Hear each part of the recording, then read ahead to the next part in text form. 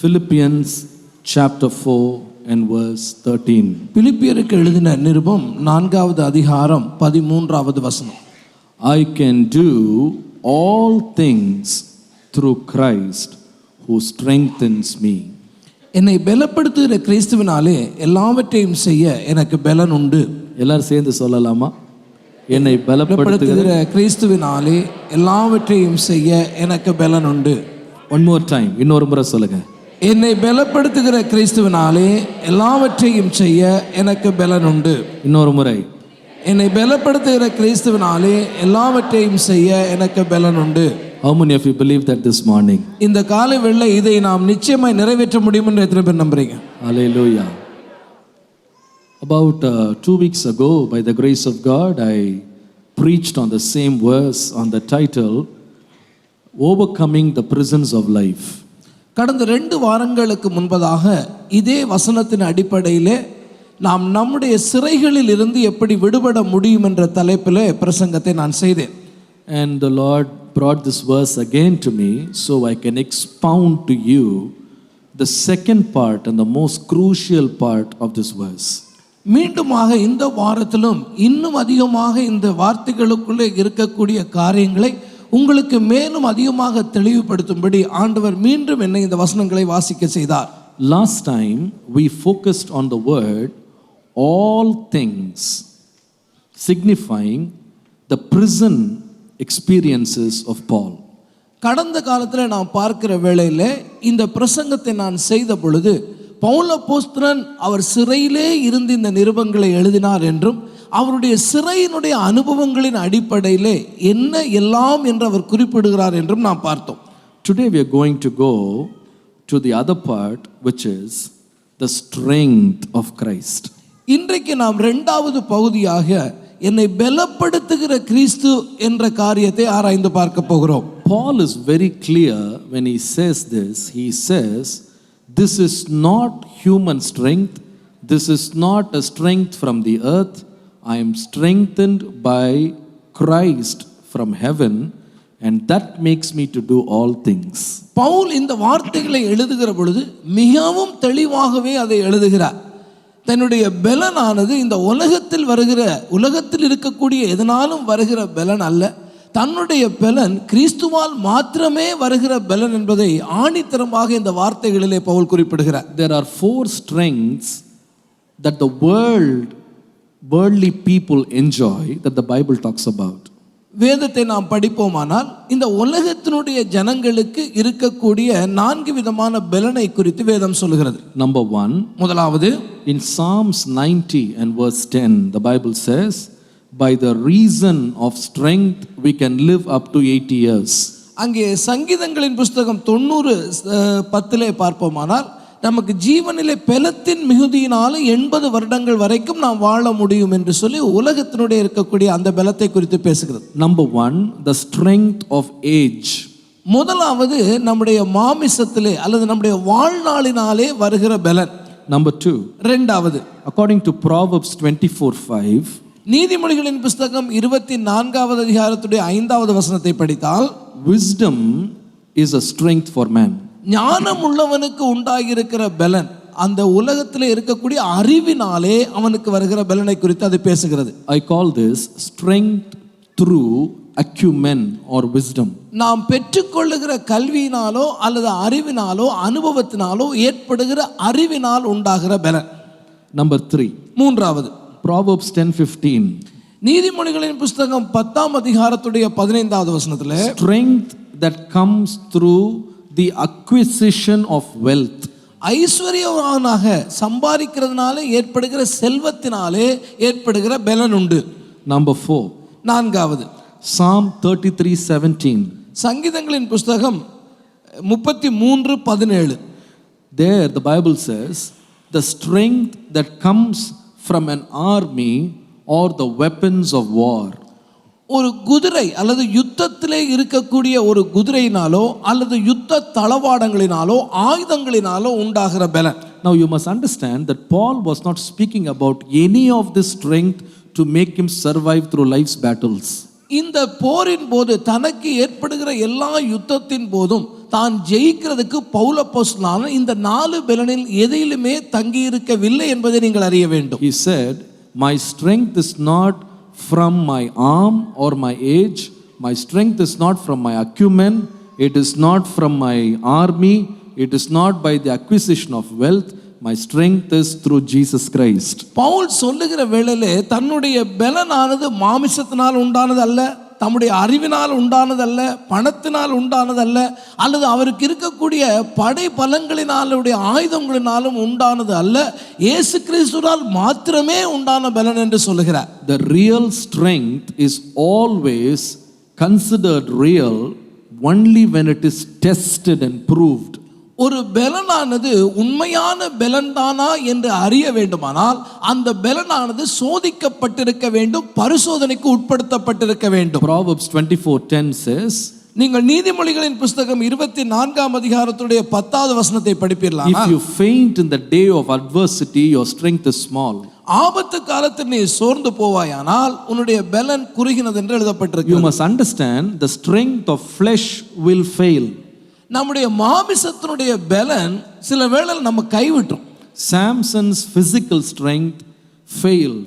அங்கே சிம்சோனை பார்க்கிற பொழுது அவன் நல்ல பராக்கிரமசாலியாக இருந்தான், ஆனால் ஒரு நாளிலே அவனுடைய சரீரத்தினுடைய பெலன் அவனை கைவிட்டது. The strength of acumen or wisdom will fail. நாம் அறிவினாலே பெற்றுக்கொள்ளக்கூடிய அந்த பெலன் கூட நம்மை கைவிடுகிறதான ஒரு காலம் இருக்கும். According to Ecclesiastes 10:1, a little folly will make a man of wisdom to lose his honor. பிரசங்கி 10:1 ஒரு செத்த ஈ அந்த தைலத்தை எல்லாமே நாறுவது போல ஞானத்திலும் கனத்திலும் பேர் பெற்றவனை சொற்ப மதியினம் கூட விழத்தள்ளிவிடும். So the third one is, even the strength that comes from money or accumulation of wealth will fail, just as it failed for the rich man who saw Lazarus in the bosom of Abraham. ஒரு மனிதன் பணத்தினால அவனுக்கு பலன் காணப்படலாம், ஆனால் அந்த பலத்தினால் உண்டாகிற பலன் கூட அவனை கைவிட்டு விட முடியும். ஆண்டவராகிய இயேசு சொன்ன உவமையிலே அந்த ஐஸ்வர்யவானை குறித்து பார்க்கிறோம். அந்த ஐஸ்வர்யவான் லாசர் உடமையிலே அவனுடைய ஐஸ்வர்யம் அவனை கைவிட்டதுனாலே இப்பொழுது அவன் நரகத்திலே இருக்கிறான். Number 4, நான்காவதாக, even the strength of army will fail, just as the army of Pharaoh got drowned in the Red Sea. படை பலத்தினால் உண்டாகிற பலன் கூட நம்மை கைவிட்டு விடும். பார்வோனுடைய படைகளை பார்க்கிறோம், அவனுடைய ரதங்களும் குதிரைகளும் குதிரை வீரர்களும் தண்ணீரிலே மூழ்கடிக்கப்பட்டார்கள். But if you look in the case of Paul, ஆனால் இங்கே பவுல் அப்போஸ்தலனுடைய காரியங்களை ஆராய்ந்து பார்த்தால், in the midst of loneliness, in the midst of lack, in the midst of lowliness, when he was locked, when he was in labor, when he was labeled as a criminal, when he was lingering for a release, he never gave up. He survived, he endured, and he was able to say, I can do all things through Christ who strengthens me. பவுலுடைய வாழ்க்கையை பார்க்கும் பொழுது அவருடைய சிறைச்சாலையினுடைய அனுபவங்களான தனிமை, குறைவு, தாழ்வு, அடைக்கப்பட்ட நிலை, வேதனை, அதே போல குற்றவாளி என்று முத்திரை குட்டப்பட்ட நிலைமை, அதே போல எப்பொழுது விடுதலையாவேன் என்று ஏங்குகிற இந்த நிலையிலும் கூட அவர் ஒருபோதும் சோர்ந்து போகவில்லை. காரணம் அவருடைய பலன் ஆண்டவராகிய இயேசுவினால் உண்டாகிற பலனாய் இருந்தது. Hallelujah. Hallelujah. What does it mean to have what does it mean to be strengthened by Christ? தேவனாகிய இயேசுவினாலே பலப்படுத்துகிறது என்று சொல்லுவோமானால் அந்த பலன் என்ன பலன்? Ephesians 3:16. எபேசியருக்கு எழுதின நிருபத்தினுடைய 3ஆம் அதிகாரத்துடைய 16வது வசனத்தை படிப்பீர்களா? There the apostle says that God would grant you to be strengthened with might by his spirit in the inner man. நீங்கள் அவருடைய ஆவியினாலே உள்ளான மனுஷனில் வல்லமையாய் பலப்படவும் என்று எழுதப்பட்டிருக்கு. So what is that strength from Christ? ஆண்டவராகிய இயேசுவினால் நமக்கு உண்டாகிற பலன் என்ன? It is the strength that strengthens us in the inner man. நமக்குள்ளே இருக்கிற உள்ளான மனிதனை பலப்படுத்துகிற பலன் தான் கர்த்தராகிய இயேசு கிறிஸ்துவினால் வருகிற பலன். Jesus gives strength to the spirit of man, the inner man. ஆண்டவராய் இயேசு மனிதனுடைய ஆவியை பலப்படுத்துகிறாக, நம்முடைய உள்ளான மனுஷனை பலப்படுத்துகிற தெய்வமாய் இருக்கிறார். Hallelujah. Hallelujah. When he strengthens the inner man, அவர் நம்முடைய உள்ளான மனிதனை பலப்படுத்துகிற வேளையிலே we can do all things. நமக்கு எல்லாவற்றையும் செய்ய முடிகிறதா இருக்கிறது. ஒரு அல்லேலூயா சொல்லுங்க. Hallelujah. எல்லாத்தையும் செய்ய முடியும், எல்லாத்தையும் செய்ய முடியும். எல்லா பாடையும் சகிச்சுட்டு போலாம். எப்ப தெரியுமா? தேவன் பலப்படுத்தும் போது. அந்த பலன் என்ன பலன் தெரியுமா? பண பலம் கிடையாது, மனுஷ பலம் கிடையாது, ஆள் பலம் ஒன்றும் கிடையாது. உள்ளான மனுஷன்ல பலன். உள்ளான மனுஷன் பலப்பட்டுருச்சுன்னா எந்த காரியத்தையும் செய்ய முடியும், அதை தாண்டிட்டு போக முடியும். அல்லேலூயா. Hallelujah. இன்னைக்கு today I'm going to speak about the 3 inner strengths that Jesus can give that Paul received. Pavul அப்போஸ்தலன் இயேசுவினிடத்திலிருந்து பெற்றுக்கொண்ட அந்த உள்ளான பலன் இருக்கிறதே, இயேசு மாத்திரமே தரக்கூடிய அந்த உள்ளான பலனுடைய 3 காரியங்களை இந்த காலை வேளையிலே நான் உங்கள் முன்பாக வைக்க விரும்புகிறேன். Number 1, முதலாவது Ephesians 6:11. எபேசியருக்கு எழுதப்பட்ட நிருபத்தினுடைய 6ஆம் அதிகாரத்துடைய 11வது வசனத்தை படிப்போமானால், Put on the whole armor of God that you may be able to stand against the wiles of the devil. நீங்கள் பிசாசின் தந்திரங்களோடு எதிர்த்து நிற்க திராணி உள்ளவர்கள் ஆகும்படி தேவனுடைய சர்வாயுத வர்க்கத்தை தரித்துக் கொள்ளுங்கள் என்று எழுதப்பட்டிருக்கிறது. We will read verse 13. நாம் 13வது வசனத்தை கூட சேர்ந்து படிப்போமானால், Wherefore take unto you the whole armor of God, that you may be able to withstand in the evil day, and having done all to stand, it says. அங்கே சோதனை காலம் வரும் பொழுது அதிலே நாம் ஜெயம் எடுக்கும்படி சர்வாயுத வர்க்கம் முழுமையும் நாம் தரித்தவர்களாக காணப்பட வேண்டும் என்று அந்த வசனங்களிலே சொல்லப்படுகிறது. See, இந்த 2 வசனத்திலையும் the முக்கியமான verse, the very important word is that you will be able to stand. நீங்கள் திராணி உள்ளவர்களாக காணப்படும்படிக்கு என்று நாம் இந்த 2 வார்த்தைகளும் படிக்க In முடியும். verse 13, you may be able to withstand. நீங்கள் அந்த காரியத்திலே எதிர்த்து நிற்பதற்கு திராணி உள்ளவர்கள் ஆகும்படி என்று அவர் எழுதியிருக்கிறார். That talks about the strength in somebody to stand against the devil. பிசாசானவன் கொண்டு வருகிற அந்த சோதனையின் போது அந்த பிசாசானவனை எதிர்த்து நிற்கத்தக்கதாக நமக்கு அடிக்கப்படுகிற பலன். In verse 12, Apostle Paul says,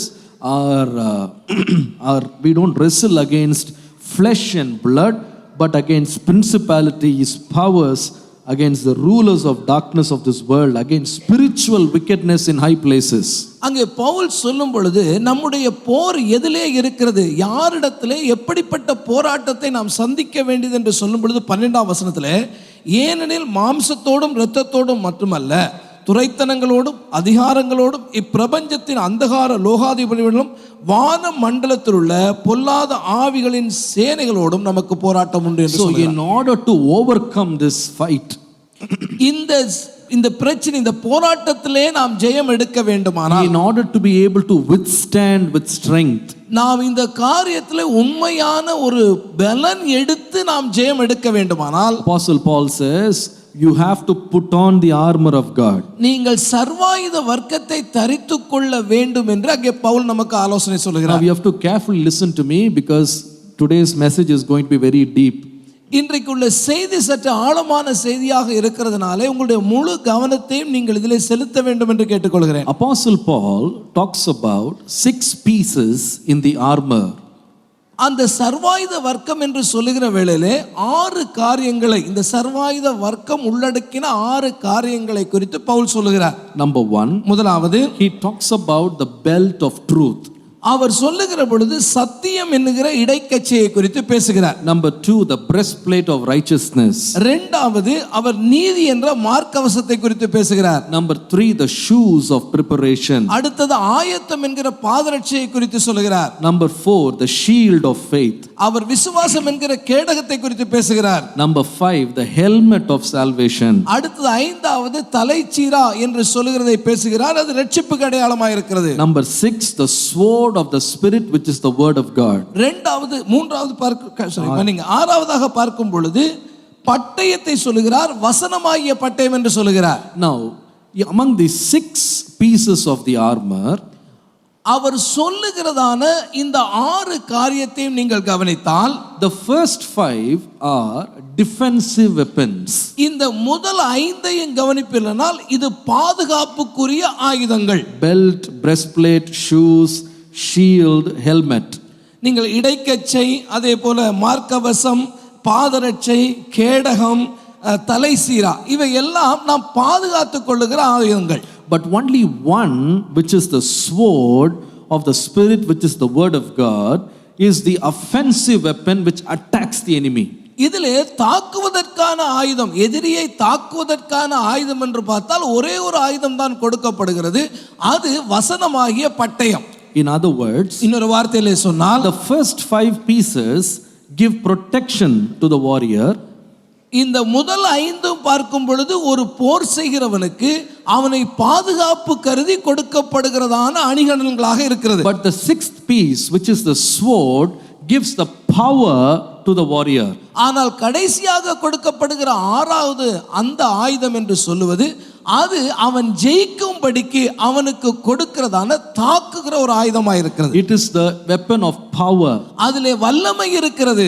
That is the only powerful weapon. அங்கே இருக்கக்கூடியதிலே வல்லமை மிகுந்தது என்று சொன்னால் மற்ற 5 அல்ல, இது ஒன்றுதான். So in order to summarize this, நீங்கள் இந்த காரியத்தை எல்லாம் தொகுத்து பார்ப்பீர்களானால் the first thought is, முதலாவது காரியம், receiving strength in Christ means இயேசு கிறிஸ்துவிடத்திலிருந்து பலத்தை பெற்றுக்கொள்வதென்றால் strength from the powerful word of God. தேவனாகிய கர்த்தருடைய வல்லமை உள்ள வார்த்தையிலிருந்து அந்த பலனை நாம் பெற்றுக்கொள்ள வேண்டும். Hallelujah. Hallelujah. Hebrews chapter 4 and verse 12.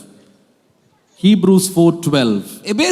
எபிரேயர் 4ஆம் அதிகாரத்துடைய 12ஆம் வசனத்தை The பார்ப்பீர்களானால் Bible says the word of God is quick and powerful and sharper than any two-edged sword. தேவனுடைய வார்த்தையானது ஜீவனும் வல்லமையும் உள்ளதாயும் இருபுறமும் கருக்குள்ள எந்த பட்டயத்திலும் கருக்கானதாயும். So you see that the sword is a powerful instrument that God gives in the hand of a believer. தேவனாகிய கர்த்தர் ஒரு விசுவாசி இடத்திலே கொடுக்கிற ஒரு வல்லமையான ஆயுதம் எது என்று பார்த்தால் இருபுறமும் கருக்குள்ள பட்டயமாகிய தேவனுடைய வசனம். Hallelujah. Hallelujah. Nothing more powerful than the word of God. தேவனுடைய வசனத்தை காட்டிலும் வல்லமை உள்ள எந்த ஒரு ஆயுதமும் இல்லவே இல்லை. It is so interesting to note that when Jesus was tempted by the devil after his fasting, the Bible says Jesus used only the word of God to overcome the devil. ஆண்டவராகிய இயேசு வனாந்திரத்திலே சோதிக்கப்பட்ட பொழுது, பிசாசானவன் அவரை சோதித்த பொழுது, ஆண்டவராகிய இயேசு இந்த பிசாசானவனை எதிர்த்து நின்றது கர்த்தராகிய தேவனுடைய வசனத்தை கொண்டுதான். So in order to be strengthened to do all things means the first strength that came to Paul in order to overcome everything in his life was the strength that came by the word of God. தனக்கு நேரிட்ட எல்லா சோதனைகளிலும் அவர் ஜெயம் எடுக்கும்படி பவுலப்போஸ்தலனுக்கு இருந்த முதலாவது காரியம் தேவனாகிய கர்த்தருடைய வசனம் அவருக்குள்ளே நிறைந்திருந்தனால் அது அவரை பலப்படுத்தி அவர் ஜெயம் எடுத்தார். Hallelujah. Hallelujah. Any believer with the word of God is a powerful weapon. எந்த விசுவாசி இடத்திலே கர்த்தருடைய வார்த்தை இருக்கிறதோ அவன் பலப்பட்ட விசுவாசியா இருக்கிறான். Any church that preaches the word of God is a powerful church. எந்த சபையானது கர்த்தருடைய வார்த்தையை பிரசங்கிக்கிறதோ அது பலமுள்ள சபையா இருக்கும். A personal life that lacks the word of God is a weak life. நீங்கள் உங்களுடைய தனிப்பட்ட வாழ்க்கையிலே கர்த்தருடைய வசனம் அங்கே இல்லாமல்தான் அது பலமற்ற வாழ்க்கையா இருக்கும். A church that is lacking the word of God, even though it can have lot of other programs, it can have lot of other entertainment, it is a weak, dying church. ஒரு சபையிலே நிறைய நிகழ்ச்சிகள் இருக்கலாம், அதை போல பல காரியங்களை அதை செய்யலாம், ஆனால் அங்கே கர்த்தருடைய வார்த்தையானது இல்லாமல் இருக்குமானால் அந்த சபையானது பலவீனப்பட்ட ஒரு சபையாகவே இருக்கும். Hallelujah. Hallelujah. Our strength is the word of God. நம்முடைய பலன் என்ன? நம்முடைய பலன் கர்த்தராகிய இயேசுவினுடைய வசனமே. Hallelujah. Hallelujah. Only by that word we conquer and we overcome. அந்த வசனத்தை கொண்டுதான் நாம் ஜெயம் எடுக்கிறோம். அந்த வசனமே நமக்கு ஜெயத்தை கொண்டு வரும். Hallelujah. Hallelujah. Now you must understand that it is important that you use the word of God right in order to see miracles and wonders and powerful works of God happen in our life. நம்முடைய வாழ்க்கையிலே வல்லமையான கிரியைகளும் ஆண்டவருடைய அதிசயங்களும் நம்முடைய வாழ்க்கையில நடக்க வேண்டுமானால் இந்த கர்த்தருடைய வார்த்தையை நாம் எப்படி பயன்படுத்த வேண்டும் என்பது மிக முக்கியம். Now, listen to me very carefully. நான் சொல்லுகிற கருத்தை தயவு செய்து மிக மிக கவனமாய் கேளுங்கள். Merely confessing, calling out, chanting, or claiming the word of God in itself will not fetch power. தேவனுடைய வார்த்தையை வெறுமனே சொல்லுவதோ அல்லது மந்திர உச்சாடனம் போல திரும்ப திரும்ப சொல்லுவதோ அல்லது இந்த வார்த்தைக்குள்ளே வல்லமை இருக்கிறது நான் எனக்காக எடுத்துக்கொள்ளுகிறேன் என்று சொல்லுகிறதுனால் மாத்திரமோ ஒருபோதும் அந்த வசனம் நமக்கு வெற்றியுள்ள வசனமாய் மாறப்போகிறதில்லை. Please don't mistake me. நான் சொல்லுகிறதுனால, இந்த வார்த்தைகளை நான் சொல்லுகிறதுனால நீங்கள் தயவு செய்து என்னை தவறாய் விளங்கிக் கொள்ளாதீர்கள். Confessing the word of God is not wrong. நீங்கள் வார்த்தையை அறிக்கையிடுவது தவறு என்று நான் சொல்ல வரவில்லை. Chanting the word of God, repeating it again and again is not wrong. நீங்கள் மந்திர உச்சாரணம் போல சன்னதம் சொல்லுவதை போல சொல்லுவதும் தவறல்ல. Claiming the word of God is not wrong.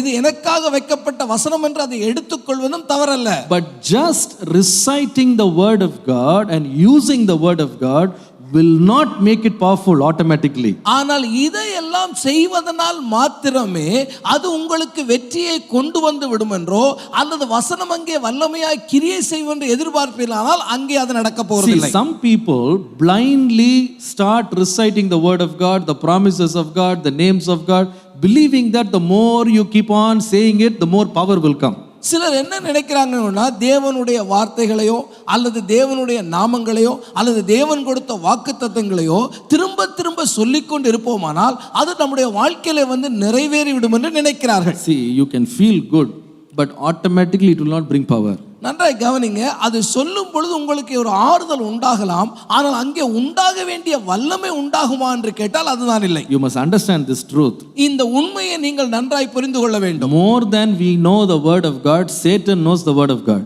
நீங்களும் நானும் வசனத்தை அறிஞ்சிக்கிறதை காட்டிலும் பிசாசானவன் இன்னும் நல்லாவே அறிஞ்சு வச்சிருக்கான். When he came to Jesus, he did not talk stories, he only spoke the verses. அங்க ஆண்டவராகிய இயேசுவினிடத்துல வந்தபோது அவன் கதை எதுவுமே பேசல, ஆண்டவராகிய இயேசுவுக்கே வசனத்தை கொண்டுதான் அவன் சொன்னான். But did that word have power? ஆனால் அந்த வசனத்திலே வல்லமை இருந்ததா? சொல்லுங்க, நீங்க சொல்லுங்க. நாளைக்கு வந்து பிசாசு ஒரு வசனம் சொன்னா அது வல்லமை ஆயிருமா? It is like this. Now let me explain it like this. இந்த காரியம் இப்படித்தான் இருக்கும். நான் உங்களுக்கு அதை சொல்லும் பொழுது கவனிங்க. Just because a warrior has a sword in his hand will not make him a victorious and a strong warrior. ஒரு போர் வீரன் அவனுடைய கையிலே பட்டயம் இருக்கிறதுனாலே மாத்திரமே ஒரு யுத்த வீரனாகவோ ஒரு நல்ல போராளியாகவோ அவன் மாட்டிவிட போகிறதில்லை. Only when he uses it right and skillfully and strongly and perfectly, that weapon will become a powerful weapon. அவனுடைய கையிலே இருக்கிற பட்டயத்தை அவன் சரியாக கையாண்டால் மாத்திரமே, யுத்தத்தில் எப்படி பயன்படுத்த வேண்டுமோ அப்படி பயன்படுத்தினால் மாத்திரமே அது அவனுக்கு பலமுள்ள ஆயுதமாக மாறும். If today somebody gave me an AK-47 gun, இன்னைக்கு ஐயா கையில ஒரு AK-47 கன்னை ஒருத்தர் கொடுத்தாருன்னு வைங்க, துப்பாக்கிய, and I try to press the trigger, அதை எடுத்துட்டு அந்த ட்ரிகர் அவர் அமர்த்தினார்னா the gun will be here, I will fall in the back. அங்க அவர் தான் கீழே விழுந்துருவாரு, நான் பின்னால விழுந்துருவேன், கன் இங்க விழுந்துரும். ஏன் தெரியுமா? அந்த கன்னை எனக்கு என்ன செய்ய தெரியல, பயன்படுத்த கர்த்தருடைய வார்த்தை வல்லமை உள்ளதுதான், ஆனா யார் பயன்படுத்துறாங்கன்றது தான் வல்லமையே இருக்கு. This morning I'm going to, before I go to the next thought, I'm going to present to you 4 instances in the Bible where the word of God was used but still had no effect. நான் மற்ற காரியத்துக்கு போவதற்கு முன்பதாக இந்த காரியத்தை வலியுறுத்தி சொல்லும்படியாக வேதத்தில் இருந்து 4 சம்பவங்களை உங்களுக்கு காண்பித்து வேத வசனம் அந்த இடத்திலே பிரயோகிக்கப்பட்டும் அது உண்டாக்க வேண்டிய நன்மையை உண்டாக்கவில்லை என்பதை காண்பிக்க விரும்புகிறேன். Why? And I'm going to give you the reasons. அதுக்குள்ள காரணத்தையும் நான் சொல்ல விரும்புகிறேன். Are you ready? நீங்கள் ஆயத்தமா இருக்கீங்களா? எத்தனை பேர் ஆயத்தமா இருக்கீங்க? இது கேட்கும்போது கொஞ்சம் கஷ்டமா இருக்கும், சகிச்சுக்கிடுங்க, இதான் வசனம், சரியா? First instance, முதலாவது காரியத்தை கவனிங்க. The word that was used by our first mother Eve. ஏவாள் பயன்படுத்தின வார்த்தை, அவள் முதலாவது தாயானவள் பேசுகிற வார்த்தை. Now the serpent came to deceive her. அவளை ஏமாற்றும்படி வஞ்சிக்கும்படி பிசாசானவன் வருகிறான். And he said, did God tell you not to eat the fruit? இந்த கனியை புசிக்க வேண்டாம் என்று தேவன் சொன்னாரோ? What did Eve say? அதுக்கு அவள் என்ன பதில் சொன்னாள்? She just repeated the word of God. ஆண்டவர் என்ன வார்த்தை அவளுக்கு சொன்னாரோ அதையே அவள் சொன்னாள். In fact, she added some added effect also. இன்னும் சொல்ல போனா ஒரு வார்த்தை அவள் கூட்டி கூட சொல்லுகிறாள். She said, God said, do not eat the fruit, don't even touch it, which God did not say. She added it and then made it so powerful. அவள் சொல்லும்போது சொன்னால் அதை புசிக்க வேண்டாம் என்று ஆண்டவர் சொன்னது மாத்திரமல்ல, தொடவே தொடாதீங்கள் என்று கூட ஆண்டவர் சொன்னார். இவ கூட்டி சொன்னான். But in spite of using the word of God, the end was she was not a victorious person. She became disobedient, lost her glory and received the curse of God in her life. இந்த வார்த்தை தேவன் சொன்ன வார்த்தையை கூட அவள் அங்கே பிரயோகித்தும் கூட, பிசாசானவனை பார்த்த அந்த வார்த்தையை சொல்லியும் கூட முடிவென்ன, அவள் ஏமாற்றப்பட்டால் தேவன் கொடுத்த அந்த மகிமையை அவர்கள் இழந்து போனார்கள். Why? ஏன்? She used the word of God. தேவனுடைய வார்த்தையை தானே சொன்னாங்க. She confessed the word of God. தேவனுடைய வார்த்தையை தானே திரும்பவும் சொன்னார்கள். She replied with the word of God. அந்த வார்த்தையினாலே தானே அந்த பிசாசுக்கு பதிலை கொடுத்தார்கள். Why it did not work? ஆனால் அங்கே நடக்க வேண்டிய காரியம் நடக்கவில்லையே. ஏன்? Why she was not able to defeat the devil? அங்கே பிசாசானவனை அவளாலே தோற்கடிக்க முடியவில்லையே. ஏன்? Verse 6 chapter 3. நீங்கள் 6வது வசனத்தை படிப்பீர்களானால் Genesis 3:6. ஆதியாகமம் 3:6 The Bible says the woman saw the tree was good for food and that it was pleasant to the eyes and a tree to be desired to make one wise. She took the fruit and eat. அப்பொழுது ஸ்திரீயானவள் அந்த விருட்சம் புசிப்புக்கு நல்லதும் பார்வைக்கு புத்தியை இன்பமும் புத்தியை தெளிவிக்கிறதுக்கு இச்சிக்கப்படத்த விருட்சமாய் இருக்கிறது என்று கண்டு அதன் கனியை பறித்து புசித்து தன் புருஷனுக்கும் கொடுத்தாள், அவனும் புசித்தான். Now listen to me very carefully. தயவு செய்து நான் சொல்லுகிற காரியத்தை முழு கவனத்தோடு கவனிங்க. Why the word of God became ineffective even though she spelt it? ஏவாள் ஆண்டவராகிய தேவனுடைய வார்த்தையே சொன்ன பொழுதும் கூட அங்கே உண்டாக வேண்டிய நன்மை உண்டாகாததுக்கு காரணம் என்ன? Reason number 1. முதலாவது காரணம் compromise. முதலாவது தேவனுடைய வார்த்தையோடு கூட சமரசம் பண்ணி கொள்கிறாள். Compromise. அவர் சமரசத்துக்கு வருகிறார்கள். Now let me point out the mistake there. அங்க இந்த பிரச்சனையை பாருங்க, அங்கே உள்ள தவறு என்ன நான் சுட்டி காட்ட விரும்புறேன். In her mouth she said, God said, don't eat, don't touch. வாயினால என்ன சொல்லுகிறா? ஆண்டவர் அதை புசிக்க வேண்டாம் என்று சொல்லி இருக்கிறார், அதை தொட வேண்டாம் என்று சொல்லி இருக்கிறார். But what was her eyes doing? ஆனா கண்ணு என்ன சொல்லுது? கண்ணத பாக்குது. The Bible says she saw the tree was good for food and it was pleasant to the eyes, desire to make one wise. புசிப்புக்கு நல்லது, பார்வைக்கு இன்பது, இச்சிக்கப்படத்தக்கதாக இருக்கிறது. வசனம் என்ன சொல்லுது? சாப்பிடாத. ஆனா கண்ணு அதுல இருந்து விடுதலை வரல பாருங்க. ஐயோ கர்த்தர் வேணாம் தான் சொன்னாரு, ஆனா பார்க்காம இருக்க முடியலையே. என்ன அழகா இருக்கு. ஆண்டவர் சொல்றாரு, நீ சாப்பிட்டா செத்து போவேன். செத்து போவேன்னு சொன்னாலும் அதே பார்த்துக்கிட்டு அப்படி ரசிச்சுட்டு உட்காந்து. She was actually reciting the word of God with her mouth, but her heart was far away from the word of God. வாயினாலே தேவனுடைய வார்த்தையை சொன்னாலும் அவளுடைய இருதயம் அந்த வார்த்தையிலே இல்லை. There are many people who are like this. இன்னைக்கு பலர் இப்படி தான் நடந்து கொள்கிறார்கள். There are so many people who know 1,000 verses by heart. வேதத்தில் உள்ள ஆயிரக்கணக்கான வசனங்கள் அவர்களுக்கு மனப்பாடமாக இருக்கிறது. Morning Bible reading, evening Bible reading. காலையிலே வேதத்தை வாசிப்பார்கள், மாலையிலும் வேதத்தை வாசிப்பார்கள். Before leaving house, reading the calendar verse. அவர்கள் வீட்டை விட்டு போவதற்கு முன்பாக காலண்டர்ல வேத வசனத்தை வாசித்து விட்டு வெளியே போவார்கள். Before they leave the house, 100 blood of Jesus. அவர்கள் வீட்டை விட்டு போவதற்கு முன்பாக இயேசுவின் இரத்தம் ஜெயம் என்று சொல்லி 1000 முறை சொல்லிவிட்டு போவார்கள். But no victory. ஆனா வெற்றி உண்டாக வேண்டிய வெற்றியோ அவர்களுக்கு உண்டாகவில்லை. Why? ஏன்? When the mouth is reciting the word of God, வாய் கர்த்தருடைய வார்த்தையை சொல்லிக் கொண்டிருந்தாலுமே கூட their heart is turned toward the world. ஆனால் உலகத்தை நோக்கி தான் அவருடைய இருதயம் திரும்பி இருக்கிறது. The lust is turned toward the fruit that God said don't eat. ஆண்டவர் புசிக்க வேண்டாம் என்று சொன்ன கனியின் மேலே அவளுக்கு இச்சை உண்டாயிருந்தது. That is why the Bible says, அதனால தான் வேதம் சொல்கிறது, these people draw close to me with their lips but their heart is far away from me. உதடுகளினாலே அவர்கள் என்னை சேர்கிறார்கள், வாயினால் என்னை சேர்கிறார்கள், ஆனால் இருதயமோ என்னை விட்டு தூரமாய் இருக்கிறது. In other words, சொன்னால் they are spending time with the word of God, தேவனுடைய வார்த்தையோடு கூட நேரங்களை செலவு பண்ணுகிறார்கள். but their heart's delight is for things that God said don't do. ஆனால் அவருடைய இருதயத்தின் விருப்பங்களோ தேவன் எந்த காரியங்கள் வேண்டாம் என்று சொல்லி இருக்கிறார்களோ அதையே விரும்புகிறவர்களாய் இருக்கிறார்கள். If our heart is not right, என்னுடைய இருதயம் செம்மையாய் இராவிட்டால், no matter you read the word of God 24 hours a day, no power will come out of the word of God. 24 மணி நேரமும் நீங்க கர்த்தருடைய வார்த்தையை வாசித்துக் கொண்டே இருந்தாலும் கூட அதனால் உண்டாக வேண்டிய வல்லமை உண்டாக போகிறதில்லை. How many of you agree with me? நான் சொன்ன காரியத்தை எத்தனை பேர் சரின்னு ஒத்துக்கிறீங்க? Hallelujah. ஹல்லேலூயா. சில பேர் நினைக்கிறாங்க இந்த பைபிளை எடுத்து தலைக்கீழே தலைமாட்டில் வச்சுக்கிட்டா கெட்ட கனவெல்லாம் வராது, பேய் பிசாசெல்லாம் ராத்திரி நம்மளை தொந்தரவு படுத்தாது. இது வேற. சில பேர் நம்ம ஆளுங்களை எப்படி தான் நம்ம கரையேற்றுறதோ தெரியல, இப்படி தலைக்கீழே பைபிளை வச்சுக்கிறது இது என்ன மேஜிக்கான இது? நான் சொல்லுவேன், தலையிலேருந்து கால் வரைக்கும் பைபிளாலேயே போத்தி இருந்தா கூட பிசாசு நம்மளை தொடாமல் இருக்க மாட்டான். அவன் தொட்டு போயிடுவான். அவனுக்கு தெரியும், பைபிளும் தெரியும், எல்லாம் தெரியும். அவன் பயப்படுறது வசனத்துக்கு கிடையாது. அவன் எதுக்கு பயப்படுறான் தெரியுமா? வசனத்தை பயன்படுத்துகிற மனுஷன் சரியாக இருந்தால் அவன் பயந்துருவான். அதில்ட்ட சும்மா ஆகாயத்தில் சிலம்பம் பண்ணுறது தான். தெரியும், போயா உன் வாழ்க்கையே சரியில்லை, நீ வேற வசனம் சொல்ல வந்துட்டியான்றான். அப்போ மாற வேண்டியது எது? ஏவாள் வார்த்தையில் வசனம் சொன்னா கூட வசனத்தினால அவன் ஒன்றுமே அசையலைங்க. அவன் வெற்றி எடுத்துகிட்டு போயிட்டே இருந்தான். ஏன் தெரியுமா? இவள் கண் எங்கே போயிடுச்சுன்னா, ஐயோ கனி நல்லா இருக்கே, வேணாம் தான் சொன்னார், பட்டா பார்க்குறக்கு எவ்வளோ இருக்கு, அழகாக இருக்கே, இப்படி ருசியாக இருக்கே. வசனத்தினால வல்லமை வேணுமா? அந்த வசனம் முதல்ல எங்கே போகணும்னா, என் இருதயத்திலே ஒளித்து வைத்தேன்.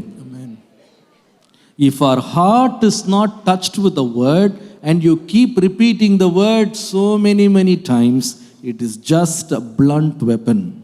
உங்களுடைய இருதயம் அந்த வசனத்தினாலே தொடப்படாவிட்டால், இருதயத்திலே உண்டாக வேண்டிய மாற்றம் அந்த வசனத்தினாலே உண்டாகவிட்டால், இந்த வார்த்தைகளை திரும்ப திரும்ப சொல்லுவது அது வெற்று வார்த்தைகளாய் தான் முடியுமே தவிர எந்த பிரயோஜனத்தையும் உங்களுக்கு கொண்டு வர போவதில்லை. That is why the psalmist said, I have hid thy word in my heart that I will not sin against you. நான் பாவம் செய்யாதபடிக்கு உம்முடைய வார்த்தையை என்னுடைய இருதயத்திலே வைத்து வைத்தேன் என்று சங்கீதக்காரன் சொன்னது இதனாலே தான். நல்லா கவனிங்க. சில பேருக்கு வசனம் எங்க இருக்கு தெரியுமா? இங்க இருக்கு. எங்க? அறிவு.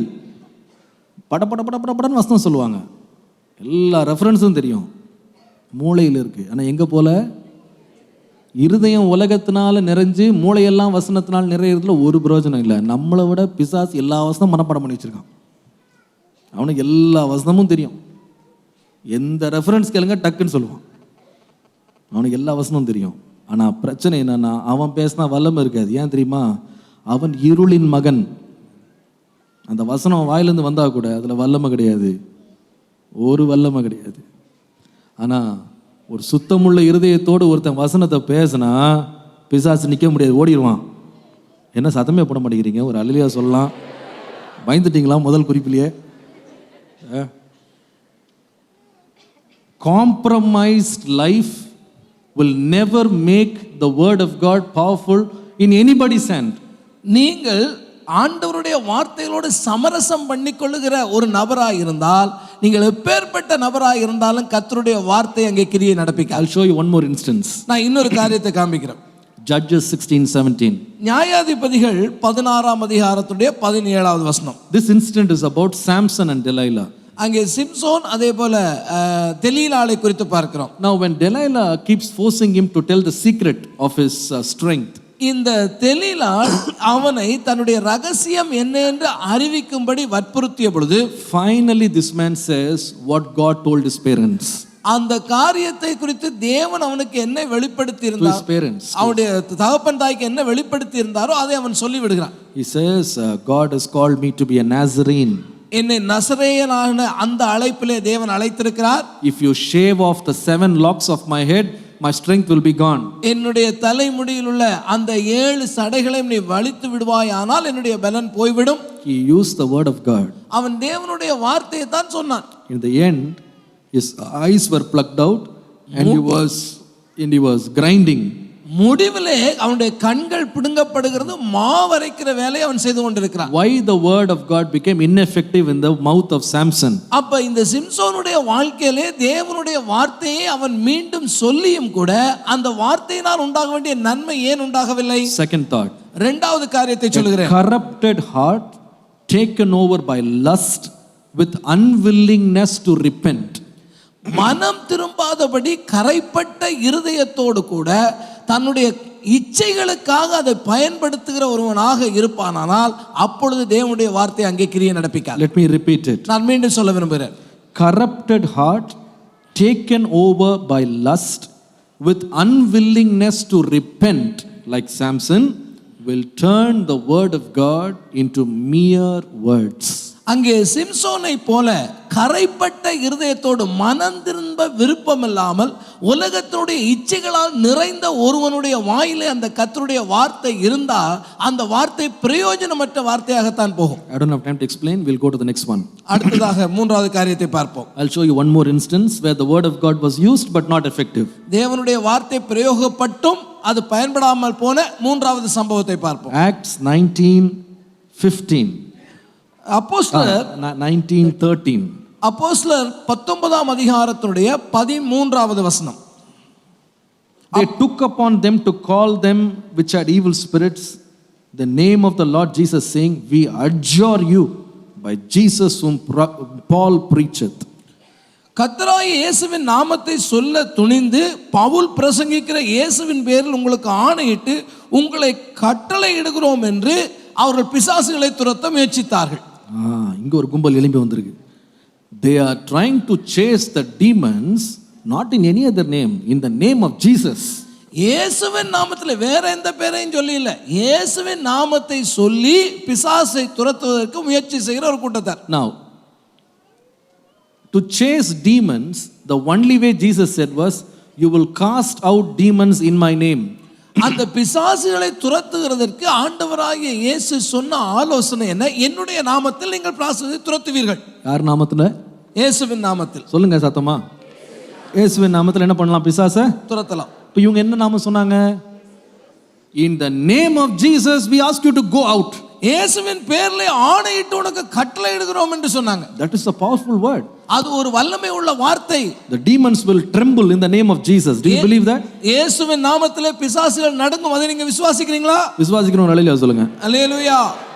When these people said in the name of Jesus, the devil did not tremble.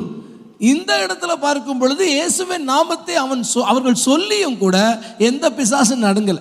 And what did the devil say? அங்கே பிசாசு என்ன சொல்லிச்சு தெரியுமா? Hey, I know Paul, I know that Christ also. Who are you? எனக்கு பவுலையும் தெரியுப்பா, பவுலுடைய தேவனாகிய இயேசுவையும் தெரியுப்பா, நீ யாருப்பா? நீ என்ன போ சொல்றது? வந்து பாஞ்சுதான் பாருங்க மேல. அவர்களை மேற்கொண்டு வஸ்திரத்தெல்லாம் உறிஞ்சு என்ன பண்ணிருச்சு? ஓடுங்கடா அனுப்பி. இப்போ என்ன இங்கே நடக்குது? இயேசுவின் நாமத்தை தானே சொன்னாங்க, அதில் என்ன வல்லமில்லாமல் போயிடுச்சா? இயேசுவின் நாமத்தில் போ, இயேசுவின் நாமத்தில். நான் போகிறத விட்ட உன்னை அனுப்புகிறேன் பாரிப்போம். துரத்திட்டான், அத்தனை பேரையும் துரத்தி விட்டுட்டான். அந்த ஒரு பிசாசு சேர்ந்து அத்தனை பேரையும் துரத்திட்டான். அப்போ அங்கே ஏன் கர்த்தருடைய வார்த்தை வல்லமையாக இல்லை? ஏன் கிரியை செய்யலை? Third reason. மூன்றாவது காரணம், careless attitude or using it with disregard for God for personal gains or immediate gains can make the word of God ineffective. தேவ பயமற்றவர்களாய் தங்களுடைய சுய ஆதாயத்துக்காக, தங்களுடைய சுய நன்மைக்காக, தங்களுடைய புகழுக்காக தேவனுடைய வார்த்தையை பயன்படுத்துவார்களானால் அந்த வார்த்தை பலனற்ற வார்த்தையாக இருக்கும். Why did they say get out? ஏன் அந்த பிசாசு போகணும்னு அவங்க சொல்றாங்க? Because they wanted to show that they are also powerful.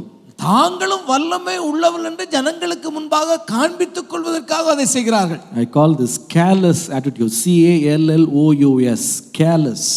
அங்கே ஒரு பயமற்ற தேவனுக்கு கனம் கொடுக்காத ஒரு தன்மையை நீங்க அங்க பார்க்க. துணிகரமா இறங்கி கர்த்தருடைய நாமத்தை சொல்றதுனால அந்த நாமத்துல வல்லமை இருக்காது. கர்த்தருடைய வார்த்தை எப்ப வல்லமை பெறும்னா அந்த வசனத்துக்கு நடுங்குகிறவனுக்கு தான் கர்த்தர் செவி கொடுக்கிறார். அல்லேலூயா, அல்லேலூயா, அல்லேலூயா. சும்மா வாய்க்கு வந்ததுக்கெல்லாம் நம்ம இயேசு நாமம்னாலாம் ஒன்றும் நடக்காது. வசனத்துக்கு நடுங்கணும்.